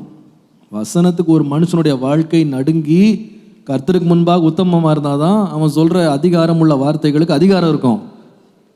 ஆண்டவர் நம்ம சும்மா சொல்கிற வார்த்தைக்கெல்லாம் ஆண்டவர் ஸ்டாம்ப் குத்த மாட்டார். நீ சொல்லிட்டன்னா உடனே நடக்கணும்னா நடக்காது. அது துணிந்து போய் கர்த்தருடைய வார்த்தையை சொன்னாங்களாம். அது ஒன்றும் வல்லமே இல்லை. இன்ஃபேக்ட் சொல்ல போய் பிரச்சனை தான் வந்துச்சு. இவன் சொல்லாமலே இருந்திருக்கலாம், சும்மா இருந்தால் கொஞ்சம் நல்லா இருந்திருக்கும். அவமானப்பட்டு போகிறதுக்கு காரணம் என்னன்னா துணிந்து போய் கர்த்தருடைய வார்த்தையை சொல். Careless attitude, showing disregard for God. தேவனுடைய வார்த்தைக்கு கொடுக்க வேண்டிய கனத்தை கொடுக்காமல் துணிகரமாக இந்த காரியத்தை அவர்கள் செய்தார். ஃபைனலி கடைசியாக மார்க் 9:18. மார்க் எழுதின நற்செய்தி நூல் 9ஆம் அதிகாரத்துடைய 18வது வசனம். There the Bible says there was a man who was possessed with demons but brought to the disciples of Jesus which they could not cast out. அங்கே ஒரு பையனுக்கு பிசாசு பிடிக்கிறது. அவனுடைய தகப்பனார் சீஷரிடத்தில் கொண்டு வருகிறார். சீஷர்கள் அந்த பிசாசை துரத்தக்கூடாமல் போகிறது. And I'm sure the disciples tried chasing the demon. Of course, by the way, Jesus told them, in my name cast out demons. இயேசு ஏற்கனவே அவர்களுக்கு சொல்லி இருந்தபடி இயேசுவின் நாமத்தை கொண்டு அந்த சீஷர்கள் அந்த பிசாசை துரத்துவதற்கு முயற்சி எடுத்திருப்பார்கள் என்று நான் நம்புகிறேன். So they should have used the name of Jesus. நிச்சயமாகவே அவர்கள் இயேசுவின் நாமத்தை தான் அங்கே உபயோகப்படுத்தி இருப்பார்கள். But still, even when they tried, they failed. அவர்கள் அப்படி செய்தும் அந்த முயற்சியிலே அவர்கள் வெற்றி பெறவில்லை. And Jesus removes the devil. அங்கே பிசாசை இயேசு துரத்துகிறார். And then the disciples come to him and ask him, why we were not able to do it? அப்பொழுது இயேசுவிடத்தில் இந்த சீஷர்கள் வந்து எங்களாலே ஏன் அதை செய்யக்கூடாமல் போயிற்று என்று கேட்டார்கள். And Jesus said this in Mark 9:29. 9ஆம் அதிகாரம் மார்க் 9:29 அதற்கான விடையை இயேசு அங்கே சொல்லுகிறார். This kind can come forth by nothing but by prayer and fasting. அதற்கு அவர் இவ்வகை பிசாசு ஜெபத்தினாலும் உபவாசத்தினாலுமே அன்றி மற்ற எவ்விதத்தினாலும் புறப்பட்டு போகாது என்றார். That brings us to thought number 4. இது 4வது காரியத்தை குறித்து நாம் பேசிக் கொண்டிருக்கிறோம். Casually using the word of God without prior preparation will make the word of God powerless. எந்த ஒரு ஆயத்தமும் இன்றி எழுந்தமானமாக நாம் கர்த்தருடைய வார்த்தையை பிரயோகிப்போமானால் அது எந்த நன்மையும் உண்டாக்காது. கேர்லெஸ்ஸா ஜபம் கிடையாது, உபவாசம் கிடையாது, சும்மா எழும்பின உடனே 2 வார்த்தையை படிச்சுட்டு படக்குன்னு வார்த்தையை சொன்ன உடனே அற்புதம் வந்துடும்னா வராது. ஆண்டு சொல்கிறார், இந்த பிசாசெல்லாம் போனால் என்ன பண்ணணும்? உபவாசம் போட்டு ஜோம் பண்ணணும். நான் ஜோம் பண்ணுறதை பார்க்குறல்லப்பா, நீ ஜோம் பண்ணாதான் உன் வார்த்தைக்கு என்ன வரும்? யோவானுடைய சீஷரில் வந்து ஒரு முறை இயேசுகிட்ட சொன்னாங்களாம், ஆண்டவரே நாங்கள்லாம் உபவாசம் இருக்கிறோம், உங்கள் சீஷர் ஒருத்தர் கூட உபவாசம் இருக்க மாட்டேங்கிறாங்களே. இயேசு அவங்கள பார்த்து கேட்டார், ஏப்பா 1 மணி நேரம் என் கூட ஜெபம் பண்ணக்கூடாதா? அப்போ சுத்தமாக ஜெபமும் கிடையாது, என்ன இல்லை உபவாசமும் கிடையாது, ஆனால் பிசாசை துரத்துறேன், ஒன்றும் துரத்த முடியல. ஆண்டு சொல்கிறாரு, நீ ஜெபிக்கணும், உபவாசம் இருக்கணும், அப்புறமா நீ வசனத்தை பேசு, பிசாசு ஓடும். அல்லேலூயா, அல்லேலூயா. அப்போ when you want to be people who are effectively using the word of God, and the word of God should become your strength. நீங்கள் கர்த்தருடைய வார்த்தையை வல்லமையாய் பயன்படுத்த வேண்டுமானால் அந்த வார்த்தையே உங்களுடைய வல்லமையாக மாற வேண்டும். When will it become a powerful word in your hand? உங்களுடைய கைகளிலே கர்த்தருடைய வார்த்தையானது எப்போது ஒரு பலமுள்ள ஆயுதமாய் மாறும்? Number 1, முதலாவது, don't compromise God's word. Don't have a compromising life in the light of God's word. தேவனுடைய வார்த்தையின் அடிப்படையிலே எந்த ஒரு சமரசமும் செய்து கொள்ளாதபடி உங்கள் வாழ்க்கையை நீங்கள் நடத்த வேண்டும். Don't corrupt your heart when you handle the word of God. நீங்கள் தேவனுடைய வார்த்தையை கையாளுகிற ஒருவராக இருந்தால் உங்கள் வாழ்க்கைக்குள்ளே கரைபடாதபடி நீங்கள் வாழ்க்கையை காத்துக்கொள்ள வேண்டும். Don't have a careless attitude with no regard for God and fear for God when you use the word of God. கர்த்தருடைய வார்த்தையை நீங்கள் பயன்படுத்துகிற பொழுது கர்த்தருக்கு பயமற்றவர்களாகவோ அவருக்கு கனம் கொடுக்கிற ஒருவராகவோ இருந்து அதை நீங்கள் பயன்படுத்தக்கூடாது. Lastly, கடைசியாக don't be casually handling the word of God without preparation. எந்த ஒரு ஆயத்தமும் இன்றி ஏனோ தானோ ஒன்று ஒரு நாளும் கர்த்தருடைய வார்த்தையை பயன்படுத்தாதீங்க. இப்போ இனிமேல் யாராவது வாக்குத்தத்தம் ஏதாவது சொல்லி ஜெபம் பண்ணணும்னா பார்த்து ஜெபம் பண்ணணும். சொல்கிறது புரியுதா உங்களுக்கு? சில பேர் வந்து சொல்கிறாங்க, பாஸ்டர் நானும் தான் முட்டி முட்டி ஜெபம் பண்ணுறேன், ஒன்றும் நடக்க மாட்டேங்குது, ஒன்றும் சரியாக மாட்டேங்குது. வசனத்தை எத்தனை முறை சொல்கிறது பாஸ்டர்? எல்லா வாக்குத்தத்தையும் எழுதி போட்டு 100 முறை 1000 முறை வாசித்து சொல்கிறேன், ஒன்றும் நடக்க மாட்டேங்குது பாஸ்டர். ஏன் நடக்கலை? இது நாளில் ஏதாவது ஒன்று இருக்கான்னு பாருங்கள். கர்த்தருடைய வசனம் வல்லமை உள்ளது தான், அது விசுவாசிக்கிறீங்களா? ஆனால் நம்ம கையில் வல்லமை உள்ளதாக மாறணும்னா நம்ம வாழ்க்கை மாறினா தான் அது வல்லமையாக மாறும். அல்லேலூயா. வாழ்க்கை மாறாமல் வார்த்தையில் வல்லமை வரும்னு நினச்சா அது முடியாது. இன்றைக்கெல்லாம் அரசியல்வாதிகள் கூட பைபிள்லேருந்து எடுத்து பேசுகிறாங்க. அந்த காலம் ஆகி போச்சுப்போம். அதுக்காக வல்லமை வந்துருமா? ஒரு மனுஷனுடைய வாழ்க்கை தொடப்படாமல் அவன் வாயிலிருந்து வருகிற வார்த்தையெல்லாம் வெற்று வார்த்தை தான். ஆனால் ஒருவனுடைய உள்ளம் சந்திக்கப்பட்டு சுத்திகரிக்கப்பட்டு தேவ பயத்தினால் நிறைந்து அபிஷேகத்தினால் நிறைந்து ஜெபத்தினாலும் அவன் ஆயத்தத்தினாலும் நிறைந்து வந்து பேசினா மாற்றம் வரும். அல்லேலூயா. அல்லேலூயா. மாற்றம் வரும். ஆமென். வருமா வராதா? நிச்சயமா வரும். அல்லேலூயா. அப்போ அந்த preparation of the heart is important before you handle the word of God. நீங்கள் தேவனுடைய வார்த்தையை பிரயோகப்படுத்துவதற்கு முன்பாக உங்களுடைய இருதயத்தின் ஆயத்தப்படுத்துவது முக்கியம். How was Paul so strong? Pavul இவ்வளவு வல்லமை உள்ளவராய் இருந்தாரே, எதனாலே I அவருக்கு am அந்த வல்லமை able to வந்தது? do all things. எல்லாவற்றையும் செய்ய எனக்கு பலன் உண்டு தைரியமா எழுதுகிறாரே. I ஏன் have the எழுதுகிறார்? sword of spirit. காரணம் என்ன? அங்கே ஆவியினுடைய பட்டயம் அவருடைய கையில் இருந்தது. But how did he handle the word of God? தேவனுடைய வார்த்தையை நாம் கையாள வேண்டுமானால் எப்படி கையாள வேண்டும்? In 1 Corinthians 9, the last verse, he says that I might be a castaway after preaching to others, I beat my body and bring it under subjection.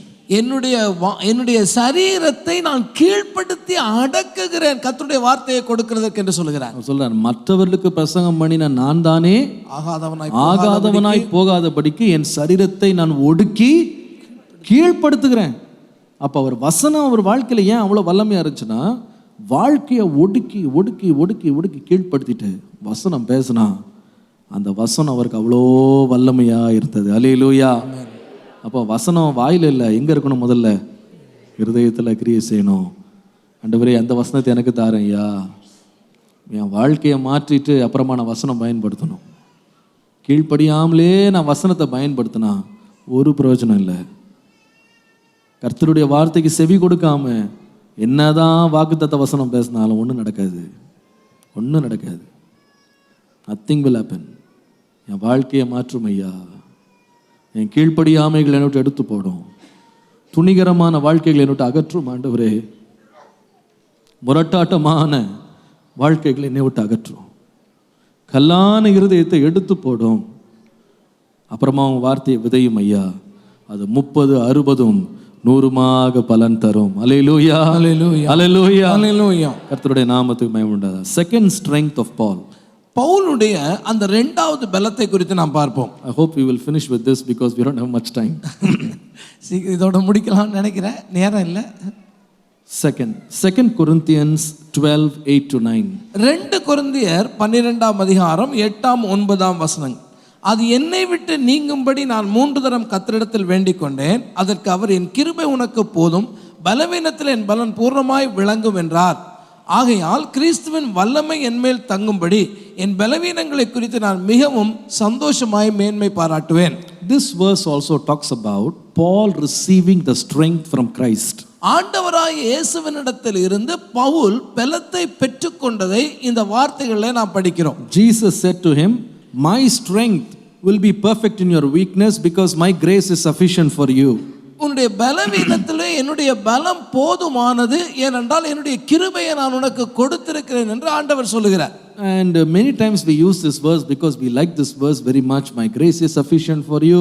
My strength is fulfilled in your weakness. என் கிருபை எனக்கு போதும், பலவீனத்தில் என்னுடைய கிருபை போதும் என்ற வார்த்தை மிக அருமையான வார்த்தையாக இருக்கிறதுனாலே நாமும் அதை அடிக்கடி பயன்படுத்துகிறோம். Now there is a secret here. ஆனா இங்கே ஒரு ரகசியம் இருக்கிறதை நீங்கள் கவனிக்க வேண்டும். How did Paul receive the strength from Christ? இயேசுவினிடத்திலிருந்து Pavul அந்த வல்லமையை பெற்றுக்கொண்டாரே, அது எப்படி? There is a secret. அங்கே ஒரு ரகசியம் இருக்கிறது. In verse 8, 8வது வசனத்தை கவனிப்பீர்களானால் he says, I besought the Lord thrice to take away my pain. என்னுடைய அந்த வேதனை நீங்கும்படிக்கு 3 தரம் நான் கர்த்தரிடத்திலே வேண்டிக் கொண்டேன், ஜெபம் பண்ணினேன். Only as an answer to prayer, God gave grace which was sufficient, which strengthened him through his weakness. அந்த ஜெபத்தின் பலனாலேயே பவுலுக்கு கிருபை கொடுக்கப்பட்டது. அந்த கிருபையினாலே தான் அவர் அந்த பலத்தை பெற்று அவருடைய சோதனைகளை தாண்டுகிறார். எத்தனை பேருக்கு புரிஞ்சுது நான் சொன்னது? என்ன சொன்னேன்? கவனிக்கிறீங்களா? ஜெபத்தினால் கிருபை, கிருபையினால் பலன். சொல்லுங்க. ஜெபத்தினால் கிருபை, கிருபையினால் பலன். சில பேர் இந்த ஜெபத்தை விட்டாங்க. கிருபை போதும், கிருபை போதும், கிருபை. See, there is a teaching now which says grace preaching. இன்றைக்கு ஒரு நவீன உபதேசம் ஒன்று வந்து கொண்டு இருக்கிறது. அது கிருபை என்று சொல்லுகிற அந்த பிரசங்கங்கள், உபதேசங்கள். You know, many churches are preaching now, even in Chennai. It's very popular in America. அமெரிக்க தேசத்தில் அது மிக பிரபலமானது. இன்றைக்கு சென்னையிலும் பல இடங்களில் அப்படியான காரியங்களை உபதேசித்துக் கொண்டிருக்கிறார். You will also come to know very soon.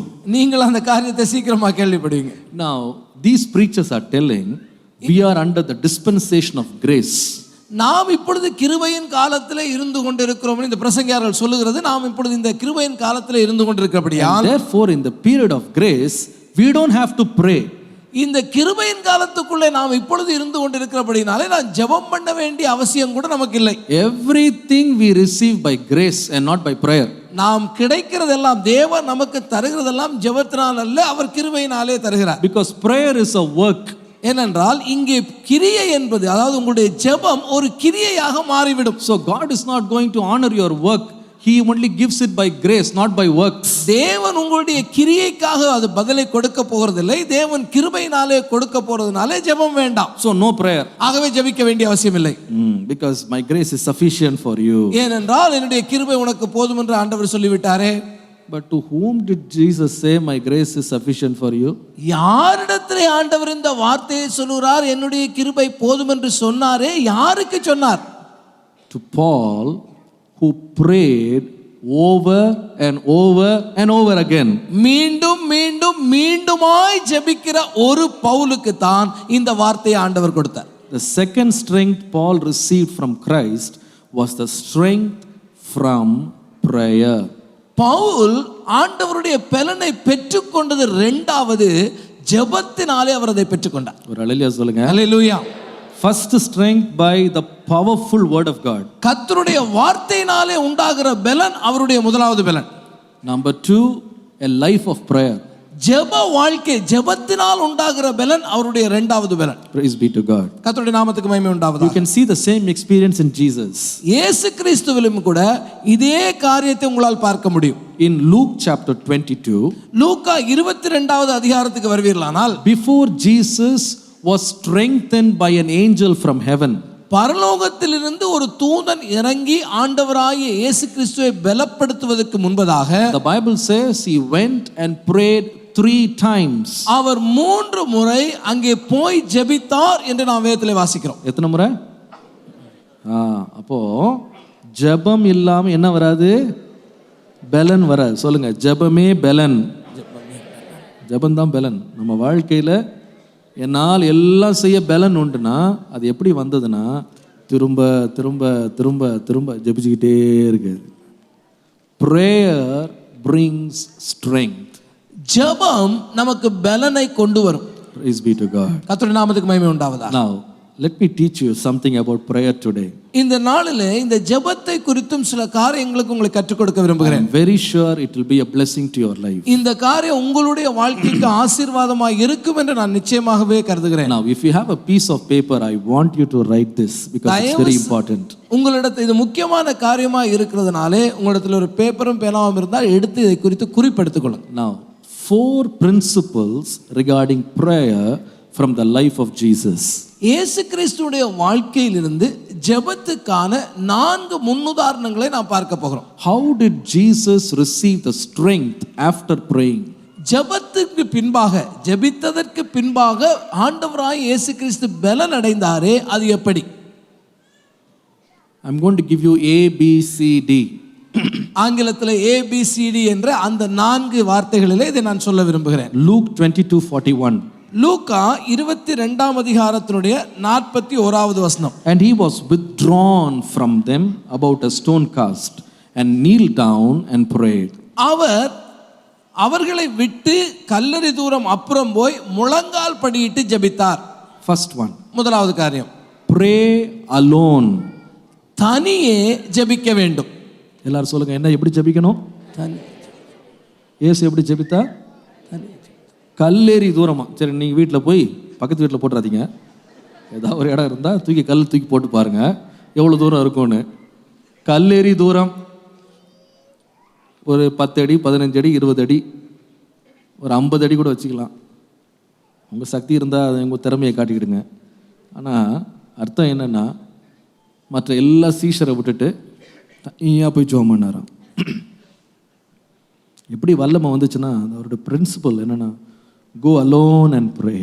தனியே தன்னை தனிமைப்படுத்தி கொண்டு ஜெபிக்கிறார். See, we are comfortable in a family prayer. We can sit in a prayer cell.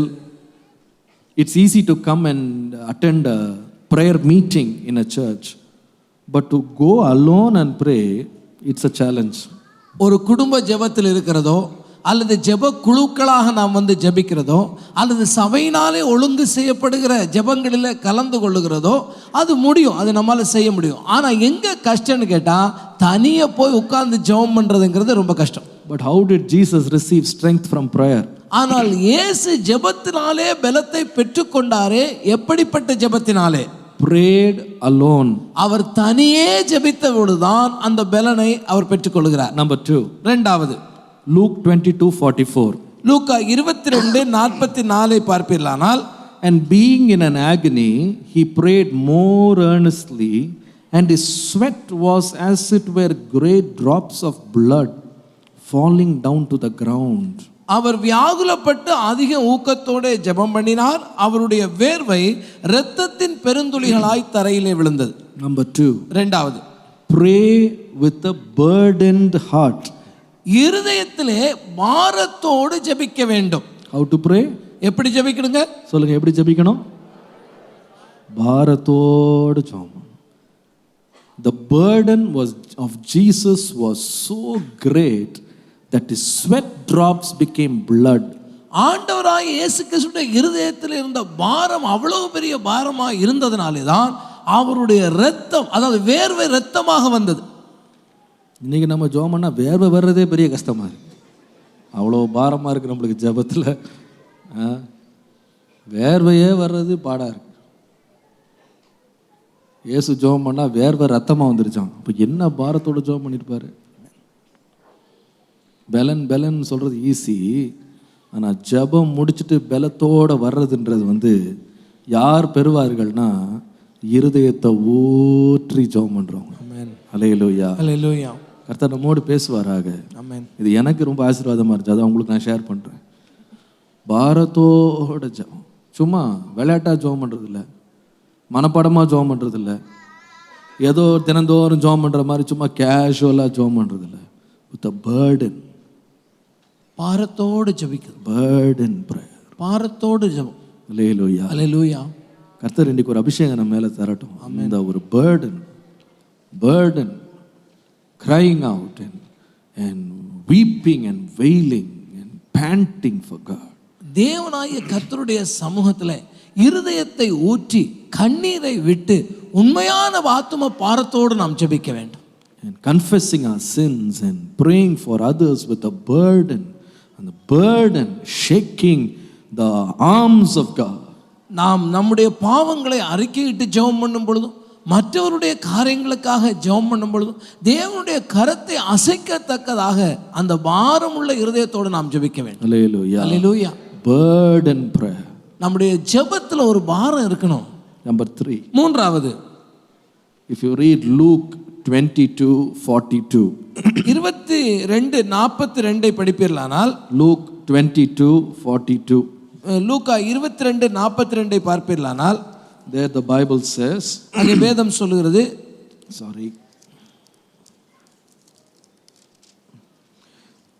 He said, Father, if you are willing, remove this cup from me.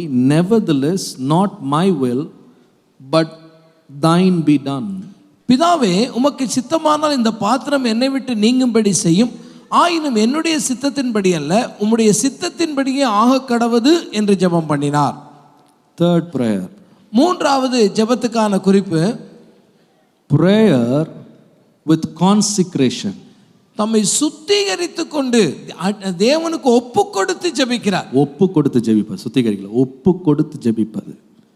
Prayer with consecration. ஒரு அர்ப்பணிப்புள்ள ஜெபம் அவசியம். See, many of us have misunderstood prayer. நம்ம பல வேளைகளிலும் பலர் ஜெபத்தை குறித்த காரியங்களை தவறாகவே விளங்கி கொண்டிருக்கிறோம். Many times we think prayer is asking God to do what we want.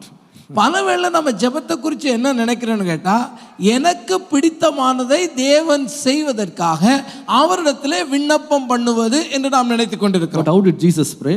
ஆனா இயேசு இங்கே ஜெபம் பண்ணும் பொழுது எப்படி பண்ணுகிறார்? He said, I wish this cup will pass from me. இந்த பாத்திரம் என்னை விட்டு அகல வேண்டும் என்று நான் விரும்புகிறேன். But not my will. ஆனால் என்னுடைய விருப்பம் அல்ல, என்னுடைய விருப்பம் அல்ல. Let your will be done. உம்முடைய சித்தம் என்னவோ அதுவே என்னுடைய வாழ்க்கையில நிறைவேறட்டும். Let me put it this way. நான் இதை இப்படியாக சொல்ல விரும்புகிறேன்.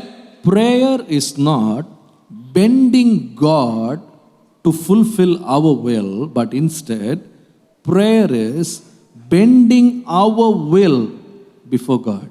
உண்மையாக ஜெபம் என்பது என்ன? தேவன் காரியங்களை எனக்கு செய்ய வேண்டும் என்று அவரை வளைப்பதல்ல, என்னை நான் வளைத்து ஆண்டவரே உம்முடைய சித்தம் என் வாழ்க்கையிலே நிறைவேற்றும் என்று அர்ப்பணிப்பது தான் ஜெபம். எத்தனை பேருக்கு புரிஞ்சிருச்சு சொல்லுங்க பாப்போம்.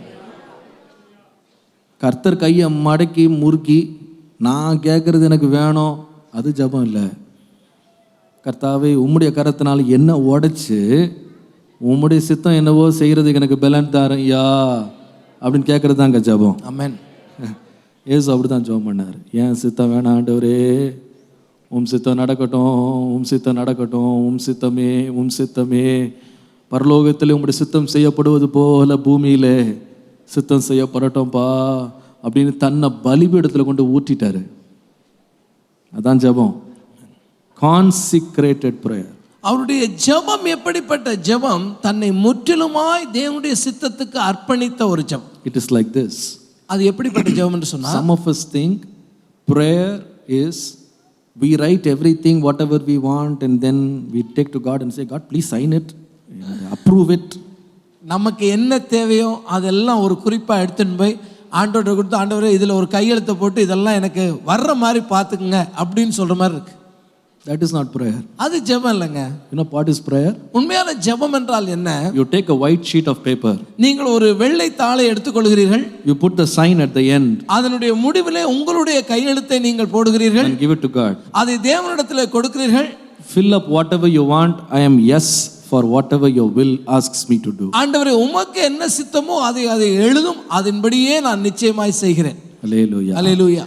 Consecrated prayer. அர்ப்பணிக்கப்பட்ட ஒரு ஜெபம். Finally, கடைசியாக Matthew 26:44. மத்தேயு 26வது அதிகாரத்துடைய 44வது வசனம். 26:44. 26:44 மத்தேயுனுடைய சுவிசேஷம். And he left them and went away again and prayed the third time, saying the same words. அவர் மறுபடியும் அவர்களை விட்டு போய் மூன்றாம் தரமும் அந்த வார்த்தைகளையே சொல்லி ஜெபம் பண்ணினார். Thought number 4. நான்காவது காரியத்தை நான் சொல்ல விரும்புகிறேன். praying with diligence. ஒரு விடாப்பிடியான ஒரு ஜெபம். ஜெபம் அப்படியே விடாம தொடர்ந்து அந்த காரியத்துக்காக ஜெபிக்கிற ஜெபம். Praying with diligence. உண்மையாக விடாப்பிடியாகவே அந்த ஜெபத்தை நாம் செய்ய வேண்டும். See, Jesus prayed. ஆண்டவராய் இயேசு ஜெபித்தார். He prayed 3 times, the Bible says. வேதம் சொல்கிறது 3 முறையாக ஜெபிக்கிறார். And the wonderful word there is, ஆனால் அதில் உள்ள அதிசயமான ஒரு வார்த்தையை நீங்கள் கவனிப்பீர்களானால், he prayed the 3rd time, 3ஆம் தரமும் saying the same words. அந்த வார்த்தைகளையே சொல்லி அவர் ஜெபித்தார். எல்லாரும் சொல்லுங்க, அந்த வார்த்தைகளையே. அப்படின்னா அர்த்தம் என்னன்னா, ஜெபத்தில் எப்படி இயேசு ஜெபம் பண்ணார்னா, ஒவ்வொரு முறை ஒவ்வொரு மாதிரி பாயிண்ட்டை மாற்றி ஜெபம் பண்ணல. சொன்னதை ஆண்டவர் கொடுக்குற வரைக்கும் அர்ப்பணிச்சு திரும்ப அதே கேட்டார்னா ஜெபத்தில் உறுதி, கேட்கறதுல விடாமல் இருக்கிறது. பவுல் கூட பார்த்தீங்கன்னா 3 முறை ஜெபம் பண்ணாராம். எதை ஜெபம் பண்ணார்னா, இந்த முள்ளை எடுத்துரும் 3 முறை. சரி, ஜெபம் பதில் வந்தது, என் கிருபை உனக்கு போதும், பலவீனத்தில் என் பலன். 4 படி சொன்னேன் பாருங்க. A for, முதலாவது alone, pray alone. சொல்லுங்க, pray alone. தனியாக ஜெபம், pray alone. ஆங்கிலத்தில் தமிழ்லேயே சொல்லுங்க. Number 2, இரண்டாவது pray with a burden. பாரத்தோடு நாம் ஜெபிக்க வேண்டும்.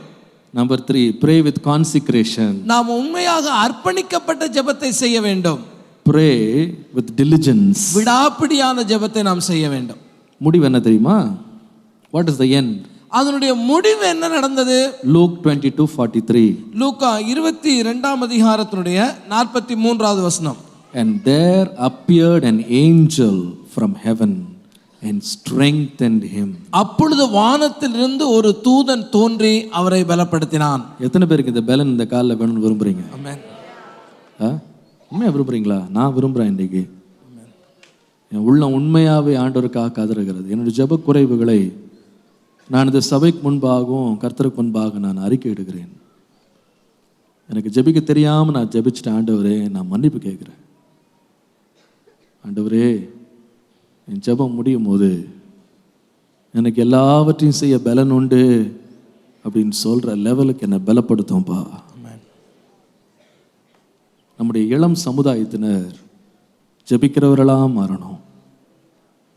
ஹல்லேலூயா, ஹல்லேலூயா. சும்மா அப்பா அம்மாக்காக ஜெபம் பண்ணுறதில்ல, சும்மா அவங்க பார்க்குறாங்க இவங்க பார்க்குறாங்கன்னு ஜெபம் பண்ணுறதில்ல. இயேசுவை போல ஜெபித்தோம்னா பெரிய வல்லமை நம்ம மேலே இறங்கும், ஒரு பெரிய பலன் நம்ம மேலே இறங்கும். எப்படி ஜெபம் பண்ணணும்? இன்று முதல் ஒரு தீர்மானம் எடுக்கலாம். தினம்தோறும் தனியாக போய் நான் ஜெபம் பண்ண போகிறேன். குடும்பமாக இல்லை, சபையாக இல்லை, கூட்டமாக இல்லை, தனிமைப்படுத்தி கொண்டு போய் என் தேவனோடு நேரம் செலவழிக்க போகிறேன். எத்தனை பேர் வாஞ்சிக்கிறீங்க அதை? தனியா. இயேசு அப்படி தான் ஜெபம் பண்ணாராம். Alone with the father. தனியாக பேசிக்கிட்டே இருந்தாராம். என்ன அற்புதமான ஜெபம் பாருங்க. 2வது, சும்மா மனப்பாடமாக ஏதோ சொல்லி கொடுத்த ஜெபத்தை அப்படியே ஒப்பிக்கிறது இல்லை. பர்டன் ப்ரேயர், கண்ணீர் ஊற்றி ஜெபம் பண்ணுறது. உங்களுக்கு பாரப்படுறதுக்கு ஒன்றுமே இல்லைன்னு ஆண்டவர்கிட்ட கேளுங்க. ஆண்டவரே, நான் என்ன ஜெபம் பண்ணணும் எனக்கு சொல்லித்தரேன். ஏன் சொல்லுது? ஆவியின் சிந்தை என்னதென்று அறிந்து வாக்கு கடங்காத பெருமூச்சுகளோடு பரிசுத்த ஆவியானவர் நமக்காக வேண்டுதல் செய்கிறார். அந்த ஒரு ப்ரேயர் நமக்கு தேவை. பர்டன், ஒரு பெரிய பாரம். சும்மா ஒரு முறை கூட நம்ம ஜெப அறைக்குள்ள சும்மா கேஷுவலாக போயிட்டு அப்படியே ஜாலியாக வெளியே வரக்கூடாது. ஏர்போர்ட்டுக்கு போயிட்டு வர மாதிரி அப்படி வரக்கூடாது. எப்படி வரணும் தெரியுமா? கண்ணீரோடு பாரத்தை ஊற்றி, இயேசுவே இயேசுவே அவருடைய உள்ளத்தை அசைக்கிற மாதிரி ஜெபிக்கணும். ஏசு அப்படி ஜெபம் பண்ணாராம். வேர்வையே மாறி போச்சுங்க, ரத்தம் ஆயிடுச்சான். பிதாவானவரோட மேலேருந்து ஒரு தூதன் அனுப்பிட்டார். அவரை போய் பலப்படுத்துப்பா, அவருக்கு பலன் தரட்டும். இந்த பலனுடைய முடிவு என்னன்னா, அடுத்த நாள் அந்த ராத்திரி மன்னித்துக் கொள்ளுங்க. அந்த ராத்திரி அவரை கைது பண்ணாங்க. எப்படி போனார் தெரியுமா இயேசு? சரீரெல்லாம் பலவீனம், ரத்தமாக வடிஞ்சிருச்சு. ஆனால் எப்படி போனார் தெரியுமா? நீங்கள் தேடுகிற நசரேயனாகிய இயேசு நான் தான், என்ன பிடிச்சிக்கிடுங்கன்னாரு. அடுத்த நாள் காலையில் ராத்திரியெல்லாம் உதச்சி அடித்து பிச்சு எடுத்து கொண்டு போய் நிறுத்துறாங்க. அங்கே போய் எல்லாரும் இவருக்கு அழுகுறாங்க.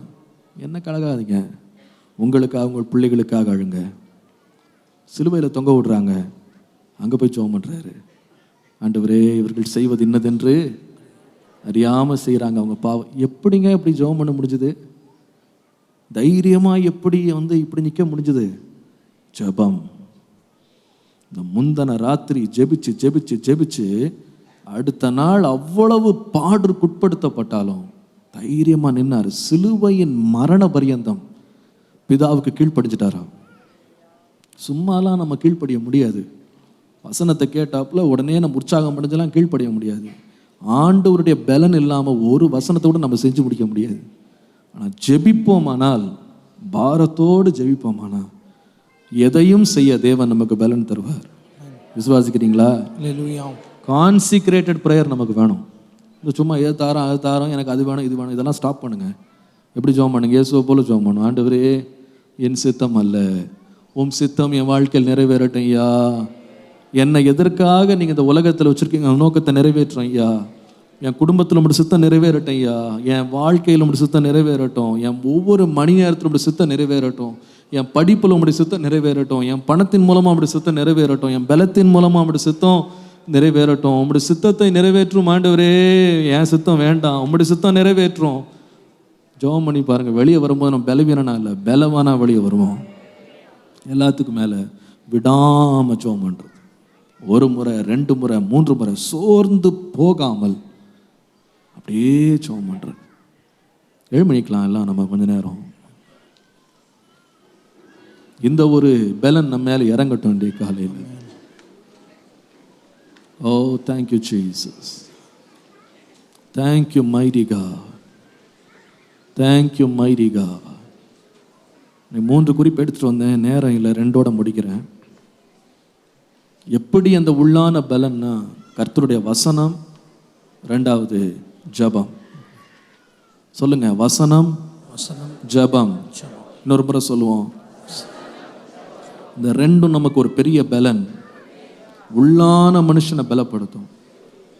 நான் முதலாவது நம்ம எல்லாரும் கண்களை மூடி இருக்கும்போது ஒரு அறிக்கை பண்ணணும்னு நான் நினைக்கிறேன். வாலிபர்களாக இருக்கலாம், பெரியவர்களாக இருக்கலாம், இன்னும் சேர்த்தான் சொல்கிறேன். வேதத்தோடு நான் நேரத்தை செலவழிக்காம, ஜெபிப்பதற்கு என் வாழ்க்கையில் நேரம் ஒதுக்காம நான் இருந்திருப்பேன். ஆனால் என் பாவத்தை எனக்கு மன்னியும். முதலாவது அந்த ஜெபத்தை ஏறெடுக்கலாம். எல்லா கண்களை மூடி இருக்கும்போது கர்த்தர் உங்களோடு பேசுவார். ஆனால் கரங்களை கர்த்தருக்கு முன்பாக உயர்த்தி ஜெபம் பண்ணுங்க. என்னை மன்னியும் ஆண்டவரே. என் வாழ்க்கை பலன் இல்லாமல் போனதுக்கு காரணம் கர்த்தருடைய வசனமும் இல்லை, ஜபமும் இல்லை. நான் நிறைய செய்கிறேன், ஆக்டிவிட்டி நிறைய செய்கிறேன், but no prayer, no word. நிறைய வசனம் தெரிஞ்சு வச்சுருக்கேன், ஆனால் அந்த வசனம் வல்லமில்லாமல் போகிறதுக்கு என் வாழ்க்கை சரியில்லை, என் நிலம் சரியில்லை. என் நிலம் முள்ளும் குறுக்கும் கல்லும் கற்பாறையும் வழி நிலமாக வழி அருகே இருக்கிறதுனால என்ன நல்ல வசனம் விழுந்தாலும் பலனே இல்லை, வல்லமை இல்லை, அவுட்புட்டே இல்லை. என் வாழ்க்கையெல்லாம் இச்சையினாலும் உலகத்தினாலும் ஆசாபாசங்களால் பாவ கரைகளால் நிறைச்சி வச்சுட்டு வார வாரம் வசனம் கேட்குறேன். No effect, no change. உள்ள வருத்தம், கோபம், எரிச்சல், மன்னிக்காத சுபாவங்கள்லாம் உள்ள வச்சுக்கிட்டு எவ்வளோதான் வசனம் கேட்டாலும் ஒன்றும் பண்ண மாட்டேங்குது. No change, no power. ஆனால் இன்றைக்கு நம்ம ஜெபம், ஆண்டவரே உங்களுடைய பவர் எனக்கு தாங்க, என்னுடைய வாழ்க்கையை மாற்றுங்கப்பா, என் கல்லான இருதயத்தை எல்லாம் சதையாய் மாற்றும் ஆண்டவரே. சொல்லுங்க, ஆண்டவரை பார்த்து கேளுங்க. இந்த கல்லான இருதயம் எல்லாம் மாறட்டும் இயேசுவின் நாமத்தினால். கல்லான இருதயம் மாறட்டும் இயேசுவின் நாமத்தினால். இயேசுவின் நாமத்தினால உள்ளங்கள் மாறட்டும்ப்பா. சும்மா வசனம் கேட்டதெல்லாம் போதும். சும்மா நோட்ஸ் எடுத்து நாங்கள் பெருமை அடைஞ்சதெல்லாம் போதும், இத்தனை மணி நேரம் வசனம் கேட்டோன்றதெல்லாம் போதும். ஆண்டவரே, எங்க இருதயத்தை பதப்படுத்தும். Yes Lord. அநேகரை கர்த்தர் காலில் சந்திக்க போகிறாரு. ஒரு புதிய பலன் உங்க ஆவிக்குரிய வாழ்க்கையில இறங்கி வருகிறது. எல்லாம் மரித்து போன பகுதிகளை கர்த்தர் உயிர்ப்பிக்க போகிறார். என்னை உயிர்ப்பியும் ஆண்டவரே என்று நான் கதறுகிறேன். இந்த காலையில இந்த சபையோடு என்னை உயிர்ப்பியும், என்னை முதலாவது உயிர்ப்பியும் ஆண்டவரே, உயிர்ப்பியும் ஐயா. கர்த்தருடைய வார்த்தைக்கு கீழ்ப்படியாமல் தொடர்ந்து கர்த்தருடைய வார்த்தைக்காய் நான் நிற்பது எவ்வளவு பெரிய தவறு ஆண்டவரே. ஒரு வல்லமை உள்ள பட்டயத்தை என் கையில கொடுத்திருந்தாலும் தகுதி இல்லாத வாழ்க்கையை வைத்து அந்த வசனம் வேலை செய்யவில்லை. அதுல வல்லமை இல்லாமல் இருக்கிறது. அற்புதங்கள் இல்லை, அதிசயங்கள் இல்லை, மாற்றமே இல்லை. பிசாசனுடைய வல்லமைகளுக்கு எதிராய் வல்லமை இல்லை. பட்டயம் நல்லதுதான், பயன்படுத்துகிற என்னுடைய பாத்திரம் சரியில்லை ஆண்டவரே. என்னுடைய கைகளை சுத்திகரியும், என்னுடைய நாவை சுத்திகரியும், என்னுடைய இருதயத்தை நீர் மாற்றும் அப்பா. எத்தனை பேர் கதற விரும்புறீங்க ஆண்டவர்கிட்ட இன்னைக்கு? Oh Lord Jesus, change me, oh God. Please change me. Change my heart. Change my heart, oh God. என் இருதயத்தை மாற்ற ஆண்டவரே. அந்த வல்லமை உள்ள வார்த்தை கிரியை செய்ய முடியாதபடி எனக்குள்ளே இருக்கிற வைராக்கியங்களை எடுத்து போடும், கசப்புகளை எடுத்து போடும்,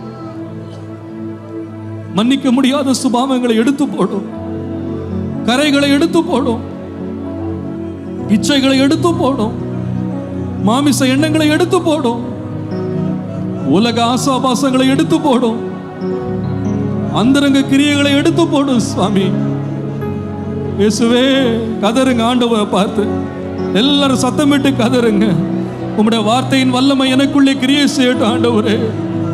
இன்று முதல் நான் விசுவாசிக்கிறேன், கர்த்தர் நம்முடைய இருதயத்தை பதப்படுத்துவாரானால் அந்த வசனம் 30, 60, 100 பலன் கொடுக்கும்.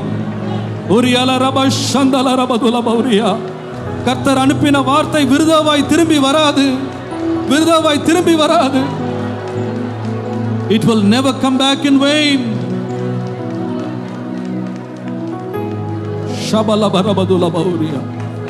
அது திரும்பாது, திரும்பாது, திரும்பாது. ஜீசஸ், ஆண்டவருடைய அபிஷேகம் இங்க இறங்கி இருக்கிறது நான் உணர்கிறேன்.